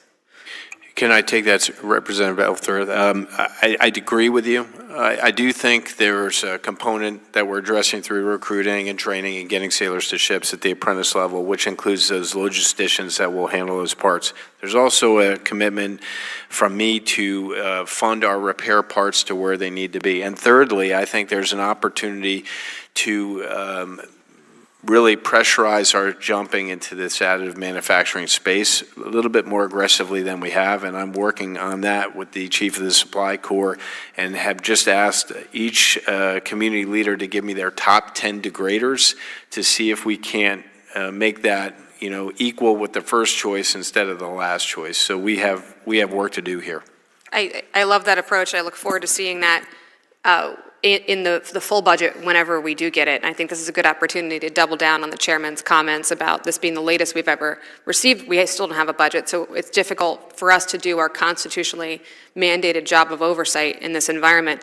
And Admiral, I couldn't agree with you more. This is a moment in time where we have a bipartisan, once-in-a-generation commitment to shipbuilding, yet I'm not seeing that reflected in the president's skinny budget. And this is the last time you'll be in front of this committee this year. So can anybody speak to the fact that we are roughly 46% down in funding for shipbuilding in the skinny budget versus FY25? That seems like a real mismatch in our stated priorities.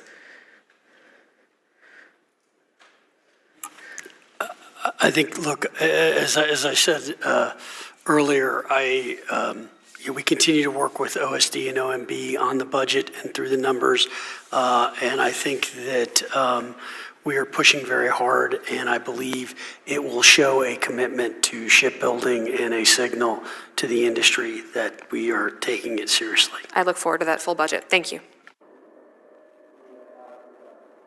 As I've mentioned earlier, I know it's not your fault.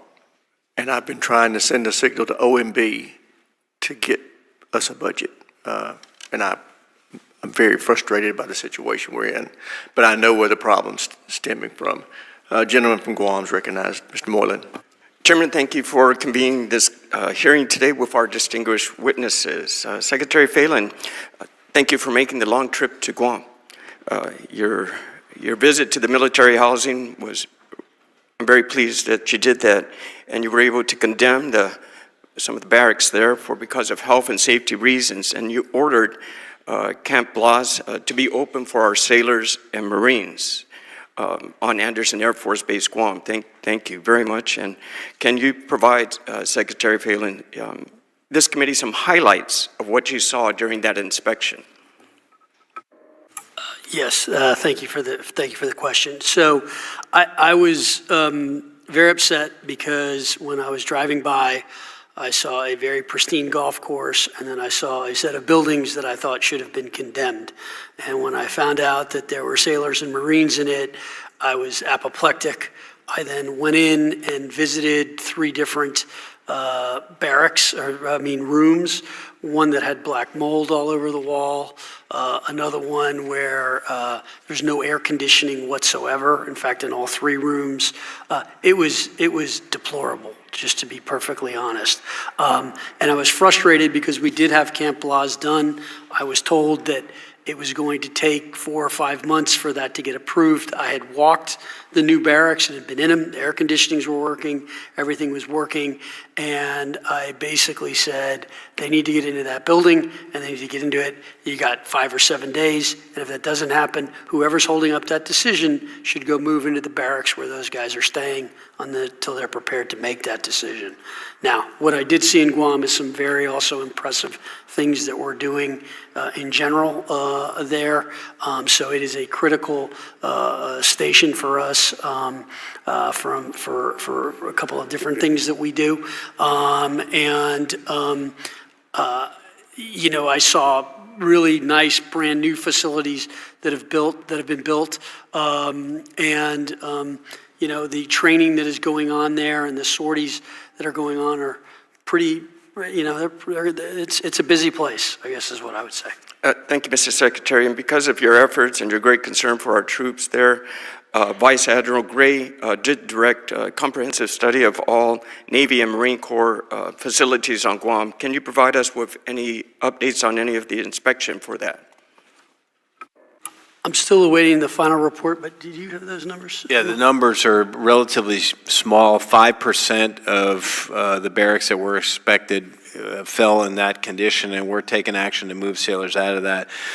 Overall, the Navy's made progress in barracks. We went from 24% poor to 21%. That doesn't mean where we need to be. We need to continue after it until we have 0% of our barracks in poor condition.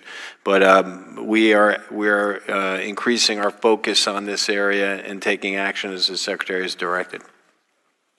Thank you. And anything we can do in Congress, that's what we're here for. Please let us know. In addition to that, Secretary, we talked about unaccompanied housing. How is the scrutiny for family housing on Guam? Are we doing the same level of inspection? I don't know the answer to that question, Congressman. I will double check it and see. I did visit some of the different unaccompanied housing there, and I think that all of the old facilities there are probably not in great shape, if I'm being perfectly honest. And so I think we need to upgrade it in general. Thank you. And I did have the opportunity to speak with General Alvin on the Air Force or the problems there as well. And so we asked him a question about looking at this overall build and maintain for privatization for unaccompanied and family housing as well. Do you foresee that as a possible solution for this? It might be, Congressman, to be honest. I've looked at privatized housing. In some areas, it seems to work exceptionally well, and in some areas, very poorly. And I'm trying to understand, is that just the operator? Is it the contract? What is it that's causing that? And I think the way we incent private companies to manage these facilities is still a little confusing to me. I'm not real sure necessarily what they're doing. So I am going to be going, I think our two best ones are in San Diego and Virginia. Yes, sir.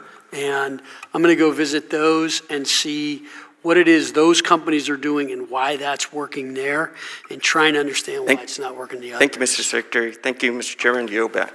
Gentleman yields back to you, and I recognize the gentleman from New York, Mr. Ryan. Thank you, Mr. Chairman. And before I welcome our witnesses, I just want to commend you, Mr. Chair, and Ranking Member on the SPEED Act on the record. This is a hugely important bill, and really appreciate all the work and the bipartisan effort on that. And I'm sure, hopefully, that results in addressing a lot of things that we've been consistently, and you all have been consistently talking about fixing our acquisition system. I was gonna use my minute to talk Army, Navy, and talk some trash about my team, hopefully besting your all's team next year, but I will not do that. And the main reason I'm not going to do it is I was really concerned about something that happened yesterday.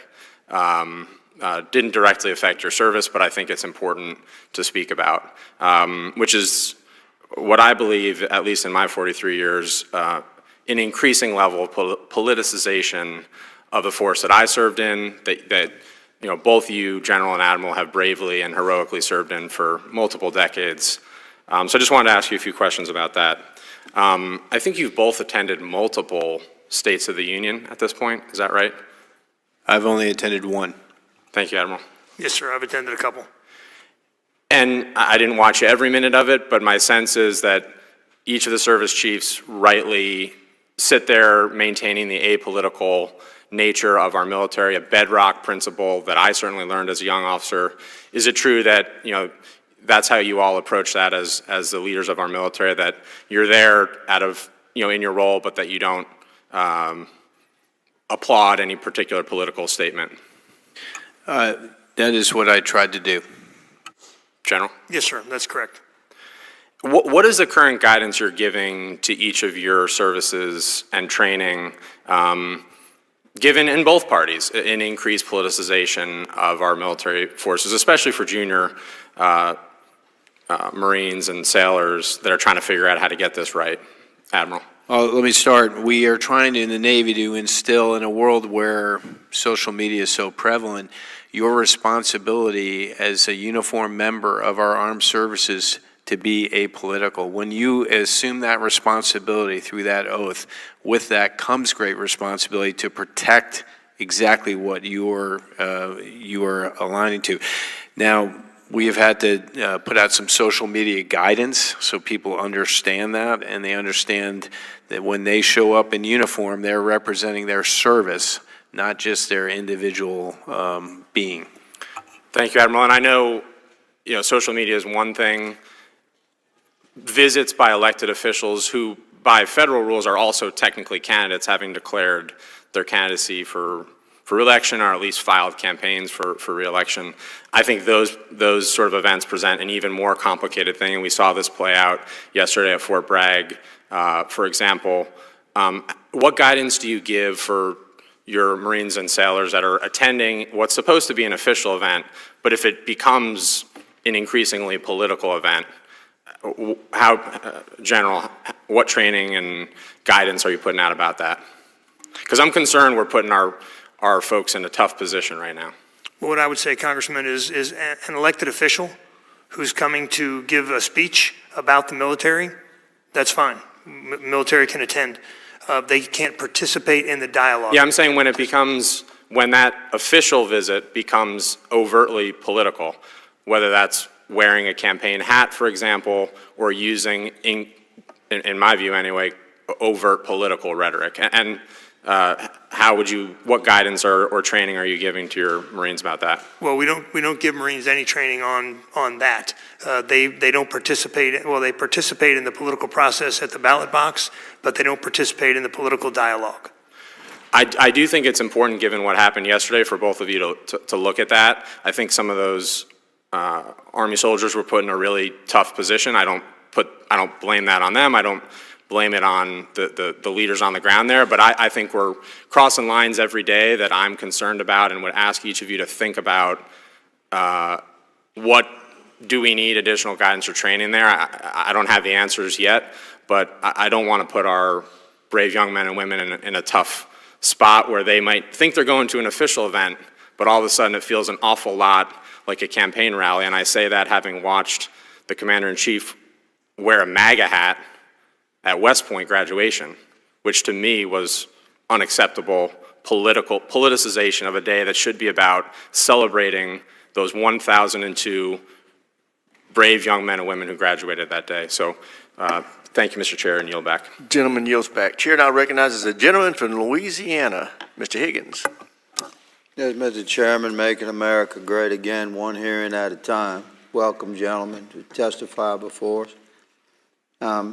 Mr. Secretary, as a point of personal privilege, as a former enlisted soldier, it was uplifting to hear how you responded regarding the housing requirements and the challenges we face in Guam. And I asked to put on your radar that my office certainly stands in support of any endeavor that you pursue to make sure our soldiers, sailors, Marines have a decent place to lay their head as much as possible.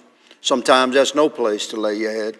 You know, speaking as a soldier, you're glad to find a decent tree somewhere, but when you house on base, it should be a place of restoration of the body and the soul. So thank you for your endeavor there. I ask you to consider the YRBM as a very effective method that we can use for forward deployment and completely appropriate berthing for our war fighters.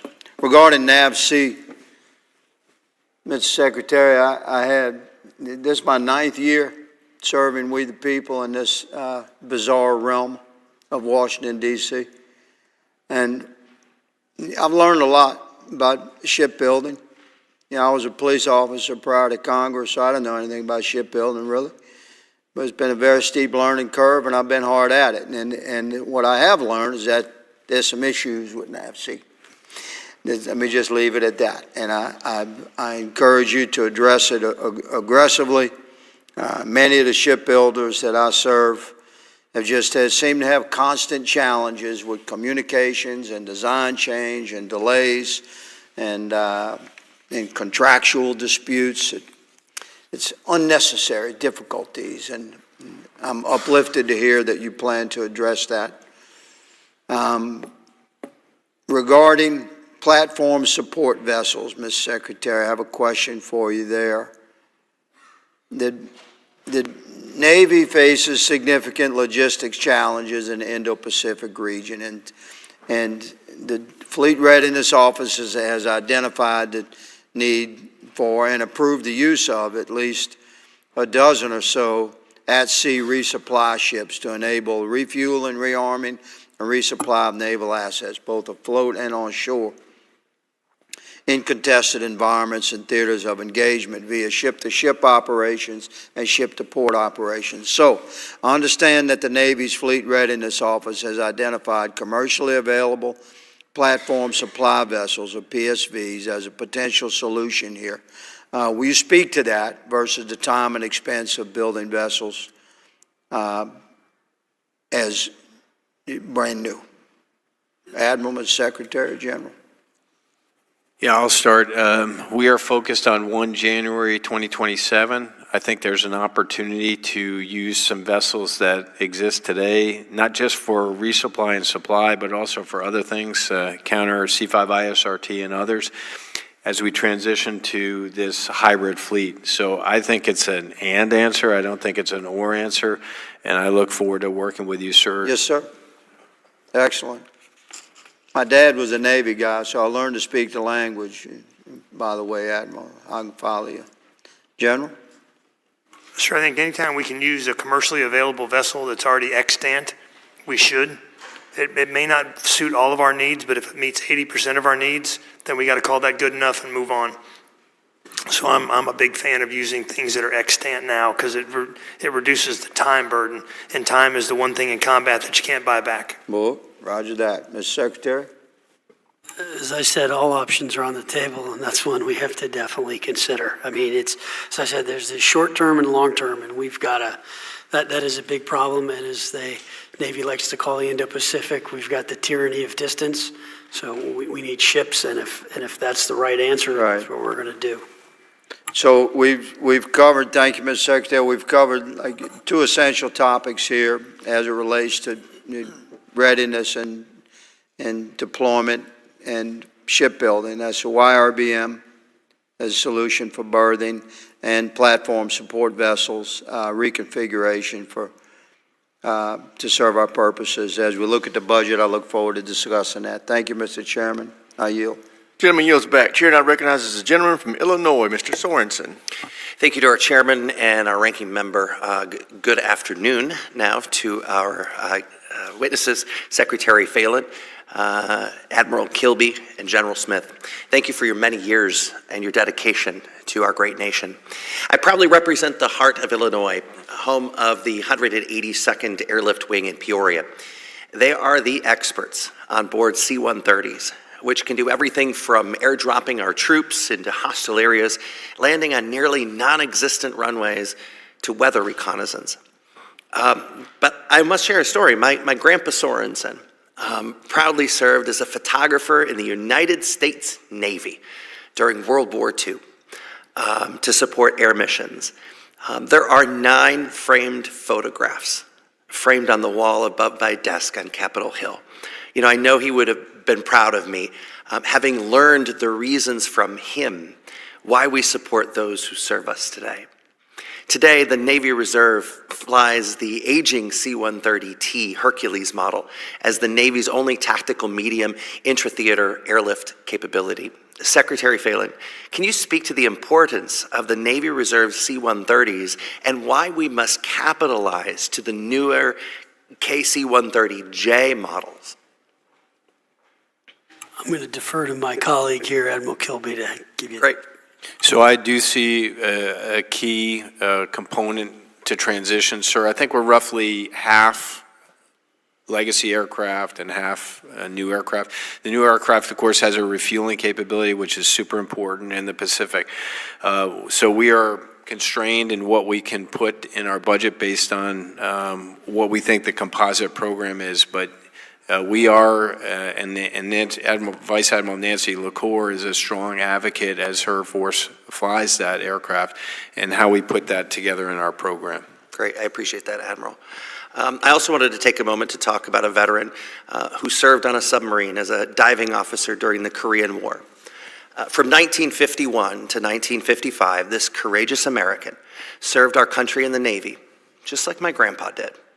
But unlike my grandpa, this veteran was forced to resign from the Navy, receiving an other than honorable, rather than be court-martialed because of his homosexuality. Harvey Milk, like every veteran who served our nation, deserves our thanks. To Secretary Phelan, can you specifically explain to me and this committee why this administration no longer believes in honoring Mr. Harvey Milk's service to his nation? Thank you for the question, Congressman. Look, Secretary Hegseth is committed to ensuring that the names attached to all DoD installations and assets are reflective of the Commander-in-Chief's priorities, our nation's histories, and the warrior ethos. Does he not prioritize all veterans, sir? Potential renaming decisions will be announced once an internal review is completed. So nothing's been decided. He's asked for that review, and then we will. Would you be able to express to him that it is important that we honor all veterans of their service? I believe he does honor all veterans. Thank you. As the only elected LGBTQ person on this committee, and the first ever from my home state, I speak for my neighbors and all Americans when I say that Navy veteran Harvey Milk was a warrior in Korea. Before becoming an elected leader, his service and his life ended with an assassin's bullet. I walk in the footsteps of leaders before me. He stood up for the same people who are being targeted, persecuted, and vilified by this administration today.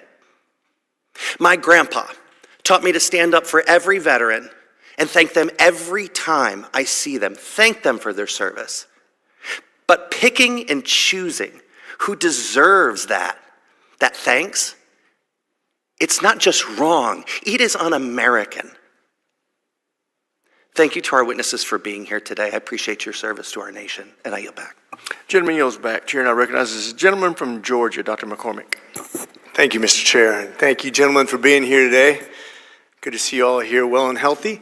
First of all, this is as near and dear to me as anything we've ever discussed in these hearings. My first deployment in 1994 on the 15th Marine Expeditionary Unit was on the USS Tripoli, affectionately named USS Crippley. Been hit by a mine that cost probably about $1,000, which caused about $3.5 million of damage. Gave it a permanent list. It went dead in the water 3 times on float in temperatures that were well over 100 degrees with probably humidity about 90% because we could see about 2 miles just because of how dense the humidity was. That was our living conditions, where we had our gym, which was about the size of about 20 by 20 feet, right between where we stored the garbage, the morgue, and started the FAVs, right out the tail section where they also did the smoking on the FV, so you can imagine the conditions. We've improved since then. But what's interesting about that, as we do our new ship mods, much to your point, Mr. Secretary, we improved these ships, but we haven't really improved our projection of power. Matter of fact, we're very short on that because we don't have the ships. This was a ship that was created in 1966, and by the way, all 3 of the ships that I was on in the amphibious fleets that I was deployed on Marine Expedition have all been scuttled or scrapped now, so that makes me feel very old. But when we look forward and we see the shortcoming, when I came in, we were projecting a 600-ship Navy with the Reagan era. Now we're just trying to literally have enough to deploy to where we're supposed to go.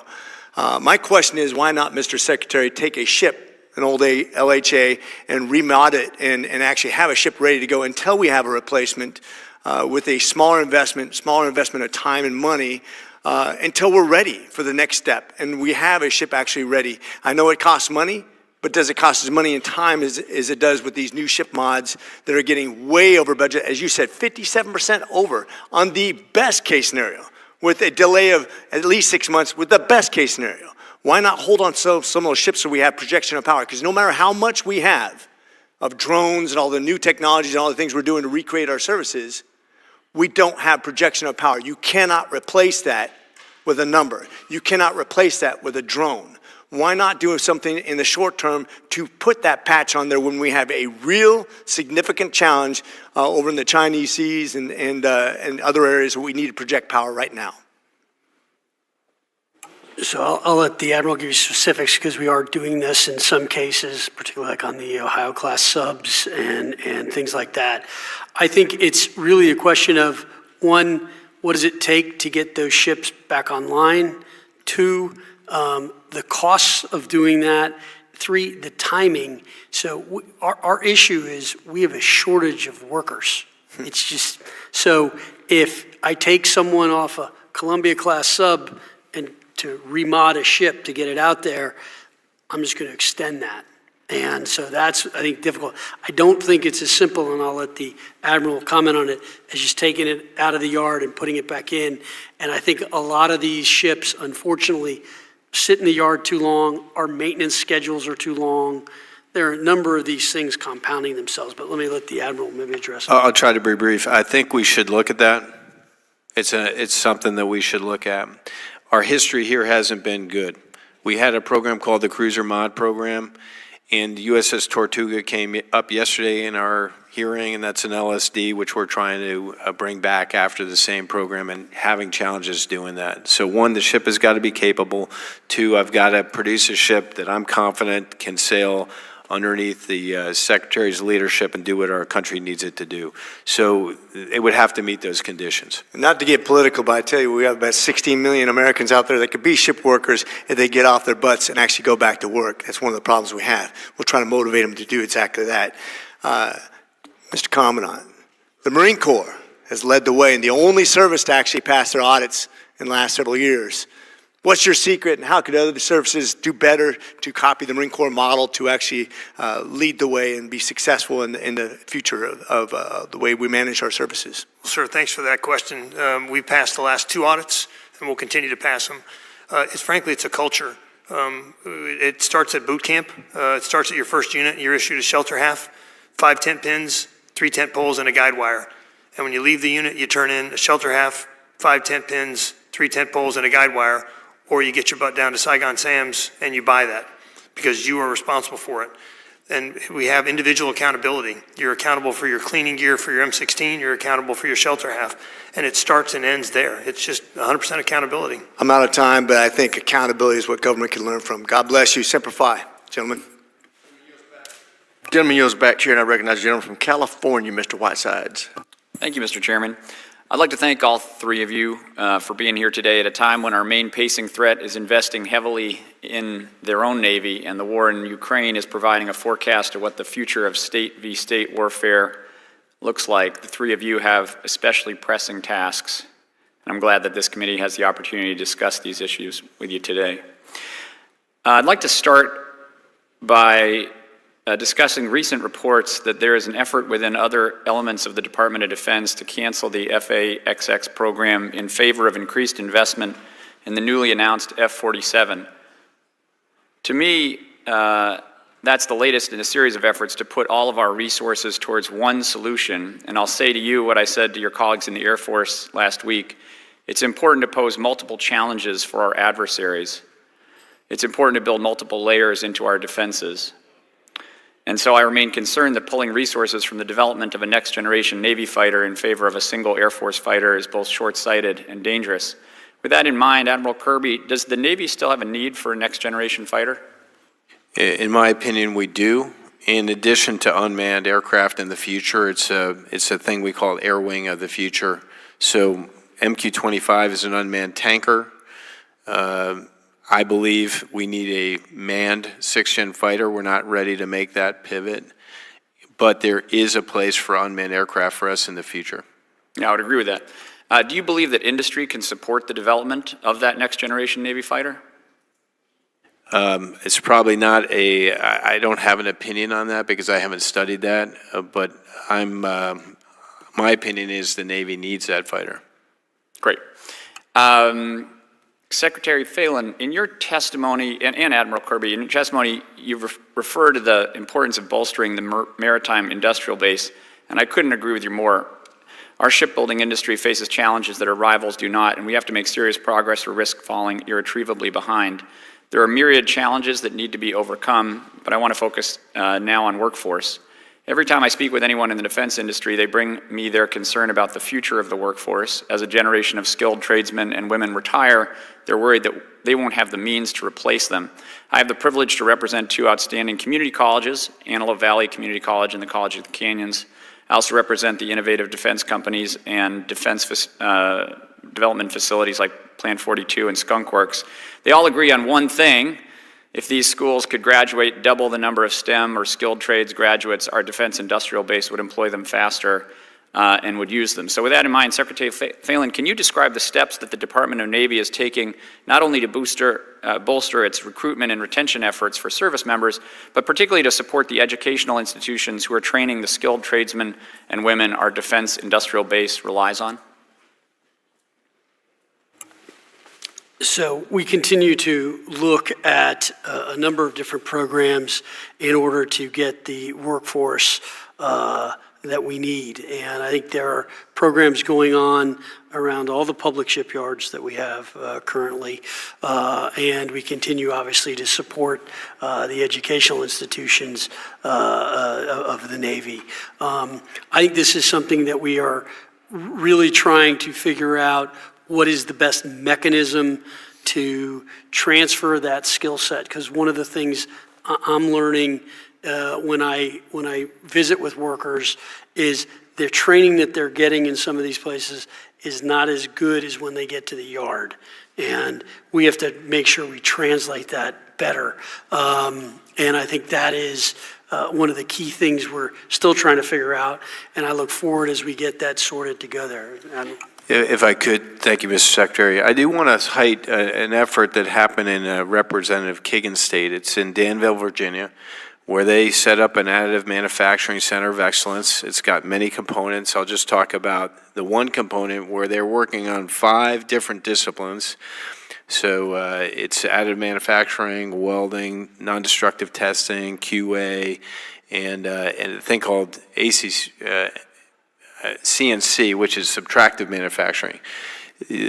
People go to those schools for 16 weeks, 8 hours a day, and they conduct 3 sections. At full bore, that system will produce 900 people a year to go in the defense industrial base with a 90% placement. That is a great model for us. That's fantastic. And we have similar programs in the Antelope Valley around composite manufacturing. I think that is one of the pathways to the future. Thanks for your time. I yield back. Gentleman yields back. Chair, and I recognize the gentleman from Virginia, Mr. McGuire. Thank you, Mr. Chairman. Thank you to our witnesses. Good to see everyone again. And again, we wouldn't have a country without our men and women in uniform. Thank you. Your job is super important. And that was a great segue because Danville, Virginia, ATDM is in my district. So Admiral Kilby, in late April, you actually visited the Accelerated Training in Defense Manufacturing ATDM Summit at the Institute for Advanced Learning Research, IALR, in my district, Danville, Virginia. And during a Defense Appropriations Subcommittee hearing, you highlighted the value of the additive work being done at ATDM. And as you said, they do additive and subtractive. You have a quote. I have a quote here from you. It says, "This part was produced in Danville, Virginia. It is a part required to fix a helo hangar door. When we went to go look at how to make that part, or if it was available in the stock system, it was not. It would have taken 40 weeks to make that part. This part through the traditional means. But Danville made that part in 19 days. And you went on to mention that it could happen in 5 days today because now they have the IP and would be on hand and they could knock it out a lot quicker. And I believe this ship had to deploy on time. And if you had to wait 40 weeks, it would have been late. But working over Christmas and New Year's, it deployed on time. So given the administration's emphasis on shipbuilding, I wanted to ask Secretary Phelan, where do you both envision additive and advanced manufacturing in the maritime industrial base, and does the Navy have plans to accelerate the adoption of additive manufacturing for Navy shipbuilding? Yes, absolutely. I mean, we're spending a lot of time looking at it and trying to figure out where we can use it both for parts, occasionally more even modular building, which also will allow you to print parts easier. I also think it's potentially a solution for munitions as well. So I think this is a big focus for us. Secretary Phelan, when you and I'm sorry. I just concur. I think the system is not poised to jump into this, and that's what I'm trying to stimulate that engagement. Yeah, Secretary Phelan, when you and I toured the Columbia and the new enterprise under construction, you said that the welders have the training of a neurosurgeon. And I believe some of those best welders that we need, in addition to the addition and subtraction 3D printing, are being trained right there in Danville. And I love it that you went to Guam, and I love it that you guys are taking care of your troops. But if your busy schedule permits, I'd love to attend a tour of ATDM in Danville and see what they're doing. Secretary Phelan, Admiral Kilby, a recent Business Insider article included a quote from a Navy commander in the Red Sea that really struck home with me. Here's the quote, "In a lot of ways, the Red Sea, it's a knife fight in a phone booth. The article highlights the difficulty of conducting air and missile defense in tight geographic environments and issues related to using expensive and exquisite weapon systems against targets costing a fraction of the price and time to produce."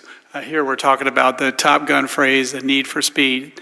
What lessons has the Navy drawn from operations in the Red Sea these almost past 2 years, and how do they frame your thoughts on a potential conflict in Indo-PACOM? And I guess I'll start with Admiral Kilby on that one. Well, I'd say, sir, we want to, when asked in this in the past, do you regret this? I don't regret defending our ships and the 350 crew members that are on them. I do regret using SM2s and SM6s to do that when another munition might be more helpful.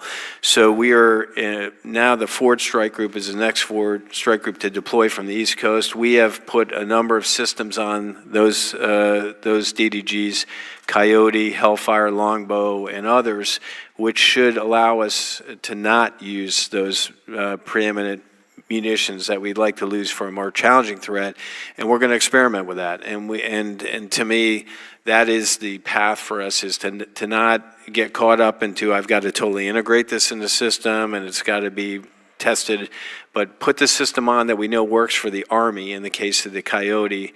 Let us experiment with it at sea and then figure out how to develop that quicker. All right, General Smith, as part of the Marine Corps force design, the Marine Corps has adapted itself to be more agile and prepared for potential fight in Indo-PACOM. Part of this mission has been to acquisition systems like Nemesis to ensure that Marines can support sea denial and anti-surface warfare. Can you discuss how systems like Nemesis and others are factoring into the acquisition decisions related to Indo-PACOM and potential to deter the CCP? Congressman, I can. The Nemesis, the Navy Marine Expeditionary Ship Interdiction System, is... Gentleman's time's expired. You have to give that answer for the record. Aye, sir. Gentleman from Missouri, Mr. Bell, is recognized.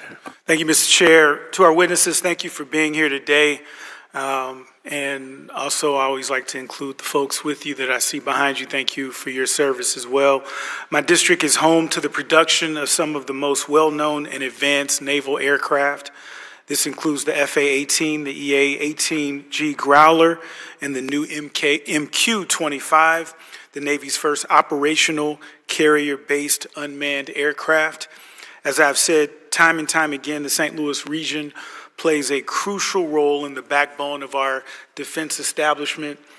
And while St. Louisans are proud to contribute significantly to our national defense, I must also acknowledge that many of my constituents are still struggling to recover from the most devastating national disaster to hit our region since the late 1950s.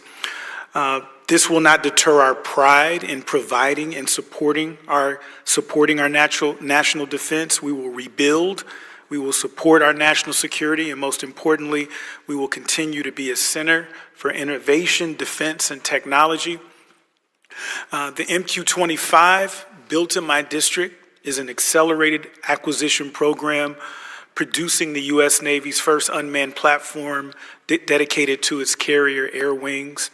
The MQ-25 is slated for initial operational capability in 2026, and among many critical programs it will be used for, it will participate in refueling missions extending the strike radius of FA-18 Super Hornets and F-35Cs to beyond 1,000 nautical miles. It will also provide enhanced reconnaissance. Secretary Phelan and Admiral Kilby, would you agree that the MQ-25 is a critical capability for the future of the carrier, air wing, and overall naval operations? I agree. Short and sweet, I'm good with that. Agree. Given the current plan to procure 3 MQ-25s, wouldn't adding a 4th aircraft in FY26 further enhance naval readiness and operational flexibility, particularly in preparation for potential contingencies in the Indo-Pacific region? Yeah, it will. We want to get that aircraft out there as soon as possible. We want to integrate it with the air wing. That is, not only does it do all the missions you describe, but it also has a secondary benefit in that it trains our apparatus to do unmanned and manned flight ops at the same time. So there's a thing there that we have to really get through, and I believe that'll be almost a dam breaker. Once we figure that out, we'll be able to introduce capability much faster, whether it's sensing, reconnaissance, or potentially even lethality from a munitions perspective. But MQ-25 is the key for us.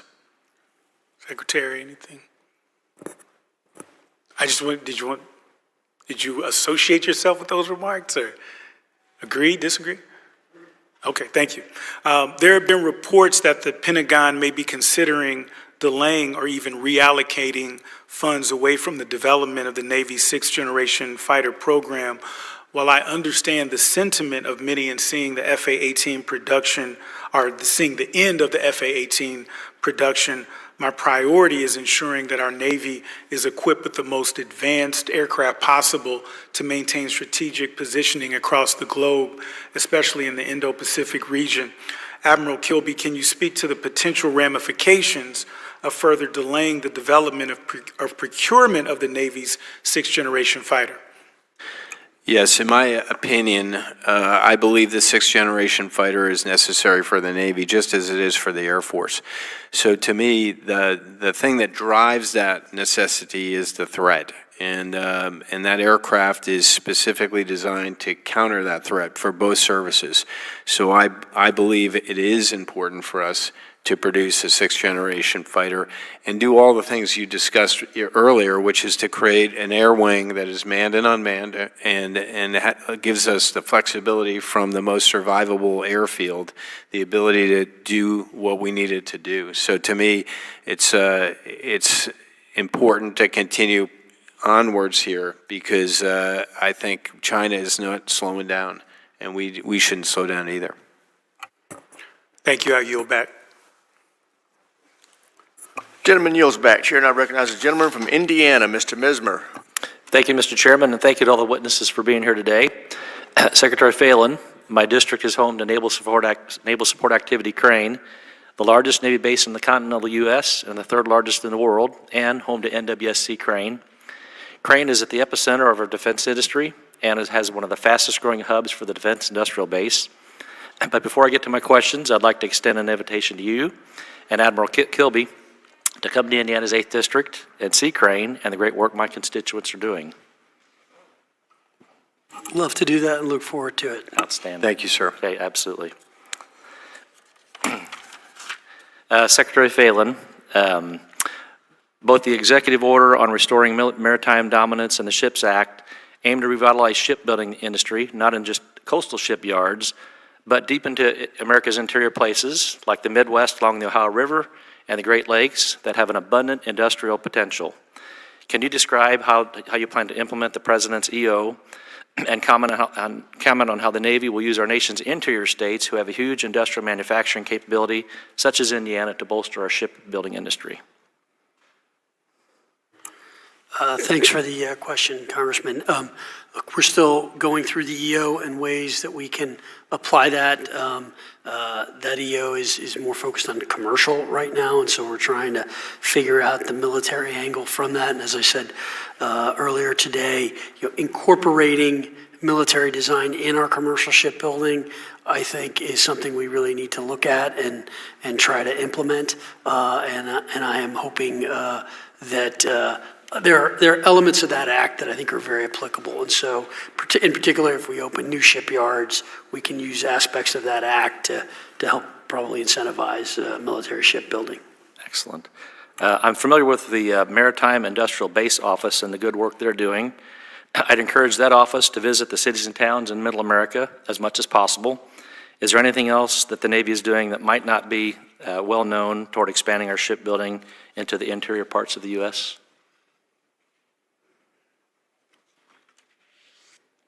I had a conversation with Rep.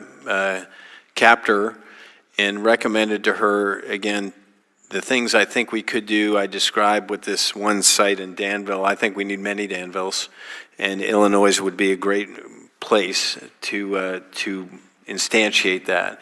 I just think we need to catch up in our industrial base. You know, we're at 11%. We need to be about 33% of our workers need to work in that kind of manufacturing area, and I think that's the way to do it.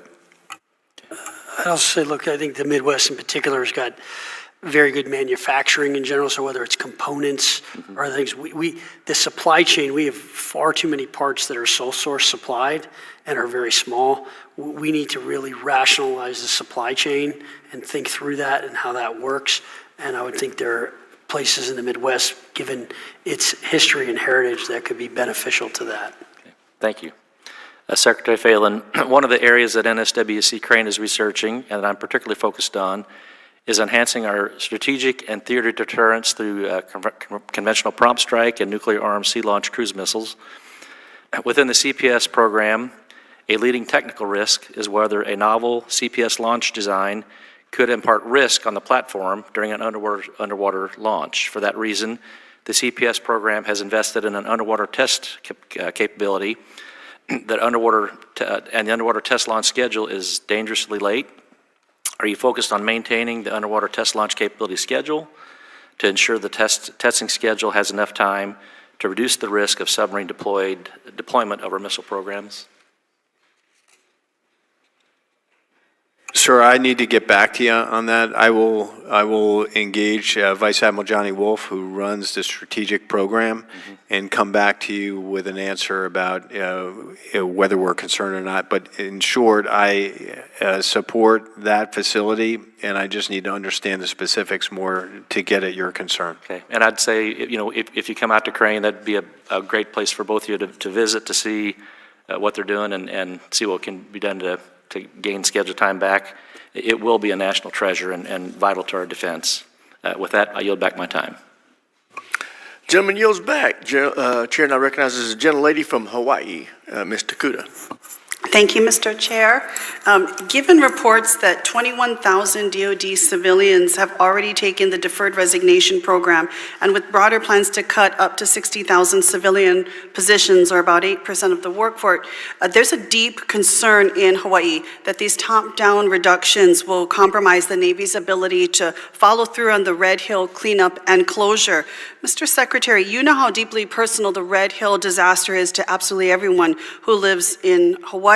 Can you commit here today that there will be no reductions in the civilian or Navy personnel directly supporting Red Hill remediation and closure efforts? Thank you for the question, Congresswoman. Look, the Navy is executing the requirements and the remediation of Red Hill, and they'll continue to be a great partner to the state of Hawaii. We are moving quickly, trying to get everything remediated as fast as possible and efficiently. And to my knowledge, there is none of the workforce changes are impacting our ability to do Red Hill. Admiral, did you want to add? I just say we get weekly reports from Admiral Kaler, the Pac Fleet Commander, and I have seen no concerns there, but I'm committed, just as the Secretary is, to live up to our commitments to address the issues at Red Hill. Thank you. Mr. Secretary, to be clear, the Navy's not a partner in this. This was the fault of the Navy, and it is our responsibility to make good, to clean up on what will be a generational response to a hazard that has impacted the very water our service members and their families and our people drink. And so this is again, very personal. I know you're catching up and getting up to speed on a lot of issues, but Red Hill is one you should be intimately familiar with in terms of the impact it has had on the service branch and impacted, quite frankly, every single service branch. So the more that we can hear, because people are concerned, I've had them come to town halls saying that there were concerns that civilians working on Red Hill testing and remediation were going to be, rift. They need to hear from you folks that there is, in fact, not just the $1 billion commitment we have already made, but there is a commitment on behalf of the force that we are going to make sure we stay the course in terms of closure, remediation, testing, all the things that are required as a result of this tragedy. And as you know, it impacts every aspect of defense presence in the islands. We are talking about the lease renegotiations coming up in 2029, and it doesn't matter which service branch you are. People think Red Hill when any service branch comes up and talks about being on the land. And so just to be able to have that firm commitment for our people is something that is absolutely necessary now and going forward. Moving on, though, Mr. Secretary, at the Shangri-La Dialogues, Secretary Hegseth said the U.S. plans to leverage allies' world-class ship repair capabilities to enhance our Navy's operational effectiveness and save taxpayer dollars. And you've echoed similar sentiments, speaking highly of your visits to shipyards in both Japan and South Korea. How do you envision our allies' role in supporting U.S. naval shipbuilding and repair in the years ahead? And how do you plan to ensure that these partnerships are supportive but are not supplanting efforts to actively build up our own domestic industrial base and capacity, workforce, and long-term self-sufficiency? Thank you for the question, Congresswoman. As I said, look, we have a short-term problem, which is we have to get hulls in the water. The longer-term problem is we need a maritime industrial base. We need shipbuilders. We need that capability in this country. And the president has tasked me with making sure that we develop that and develop those jobs. So I think it can take the form of a couple of different ways. So one is, Hanwha has bought the Philadelphia shipyard and is looking at expanding and investing in that shipyard and building ships. I think we can learn a lot from them and their practices, which would be beneficial. At the same time, I also think there's potential for foreign shipyards to do some repair and maintenance work for us. Bringing ships all the way back from the Indo-Pacific may not always make the most sense, particularly in times of enhanced conflict or when things are a little spicier, as I like to call it. So I think having that capability with our allies strengthens our relationships with them and makes it better. So I think it could be in the form of JVs. I think it can be the form of them investing here. I think it could be the form of us investing over there as well. But we will need to build that capability out. Thank you. I know I'm out of time, but please let us make sure we balance it so that we are also investing in our domestic capacity, the civilian workforce we have in all of our shipyards to both repair and build as well here locally at home. Thank you, Mr. Chair. I yield back. Gentleman yields back. Chair now recognizes a gentleman from Wisconsin. Mr. Thank you, Norton. Mr. Chairman. Mr. Secretary, nice to see you. Admiral Kilby, General Smith. Hey, I just want to philosophically talk about something quick, and I've got some real questions. So when the Empire of Japan attacked Pearl Harbor, they did it with the airplanes, and they targeted the battleships, the capital ships, thinking that would end the war. They didn't realize that how they attacked what they thought was going to be the significant asset was not. It was the thing they attacked it with. And I think maybe we're kind of looking at things from the 21st century at this point, because there's hypersonic missiles that our adversaries have that we have no defense against. And one of those singly is a ship killer. But you can't sink an island. So when we're looking at how we're going to lay all this stuff out, I encourage you guys to really look at our forward islands. You referenced that just a second ago about the material readiness of our vessels, but also fortifying Guam, making sure they have everything they possibly need, other islands in the Marianas, places that are farther forward that can't be sunk by a missile. So I would encourage you to do that. The chairman has led this incredible series of committee hearings about this defense acquisition process, and the one thing that we all agree on, Republicans and Democrats, is that it's broken. And let me just tell you how bad this has gotten. In 1951, Congress authorized the USS Nautilus, first nuclear-powered submarine in the world. It was launched 3 years later. So from Congress saying build a nuclear submarine, 3 years later, the hull went in the water, and then in 1955, it was under the ice cap, right?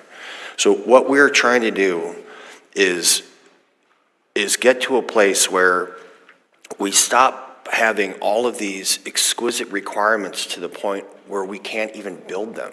We had some shipbuilders here, and they said that the requirements that are being handed by many of the services are at a place where the technologies simply don't exist. Even if we had the welders, they can't actually meet the requirement. So I'd encourage you guys and gals, when you're looking at stuff, to say, figure out when is enough. Enough is enough. And then the last thing, I just want to ask you one thing here. There's 5 soft truths. The 5th one being most special operations require non-soft support.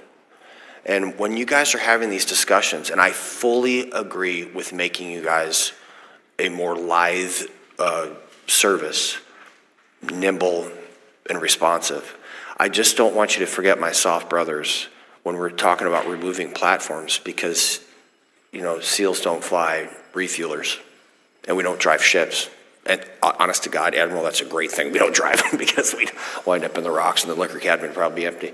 But so I want to make sure that you guys are taking into account our special operations component commanders and that they have a seat at the table. So Secretary Phelan, can you tell me with certainty that our special operations component commands across all the services, because they depend on these platforms, have an actual seat at the table and their voices are heard by you guys?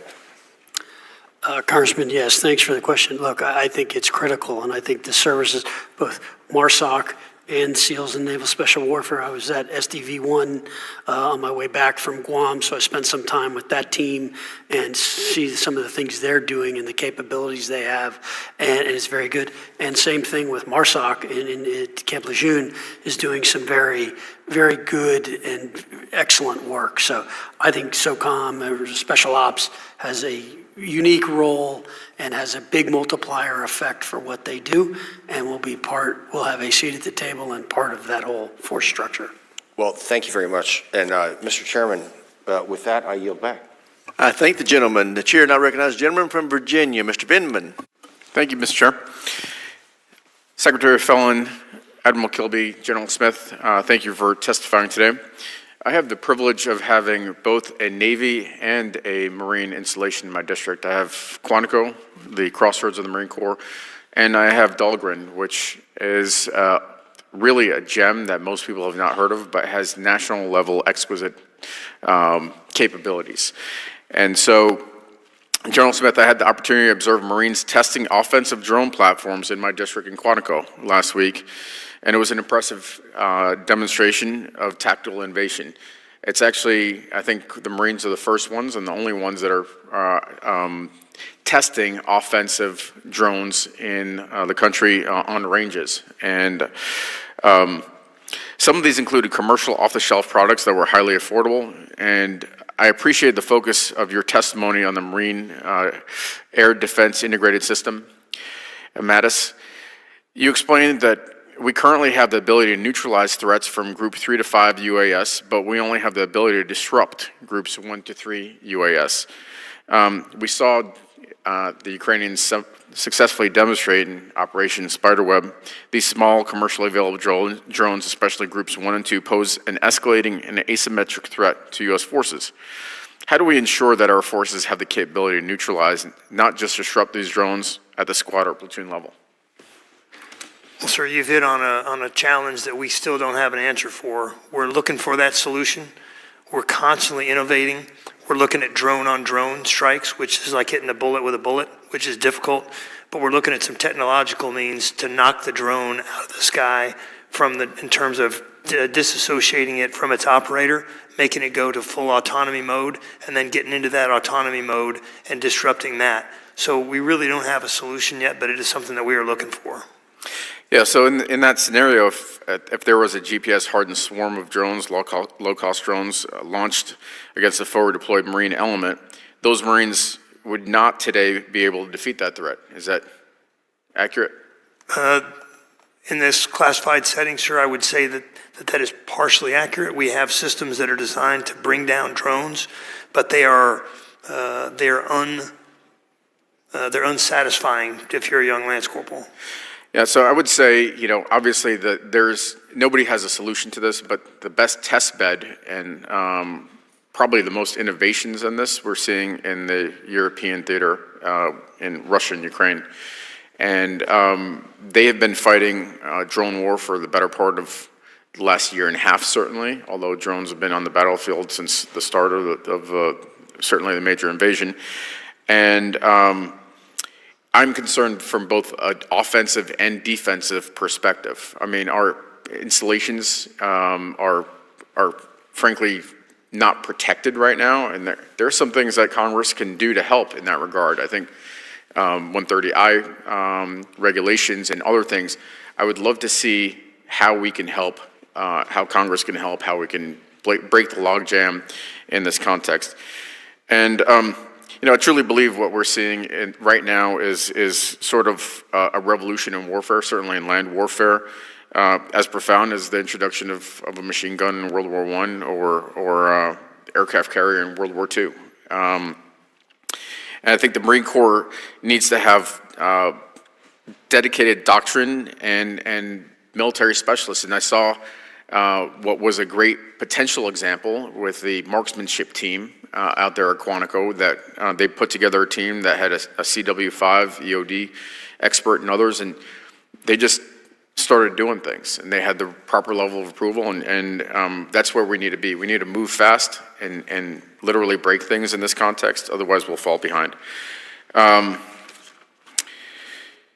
Admiral Kilby, again, Dahlgren is in my district, and I think that the Navy needs a similar doctrine. I mean, we've seen some of this in the Ukraine context, in the Black Sea. What do we need to do? How do we invest in this these unmanned systems in the naval context? Thanks for the question. I agree with you about Dahlgren. I was stationed there for 18 months. There is a unique group of individuals there and an expertise that's maybe not known by others.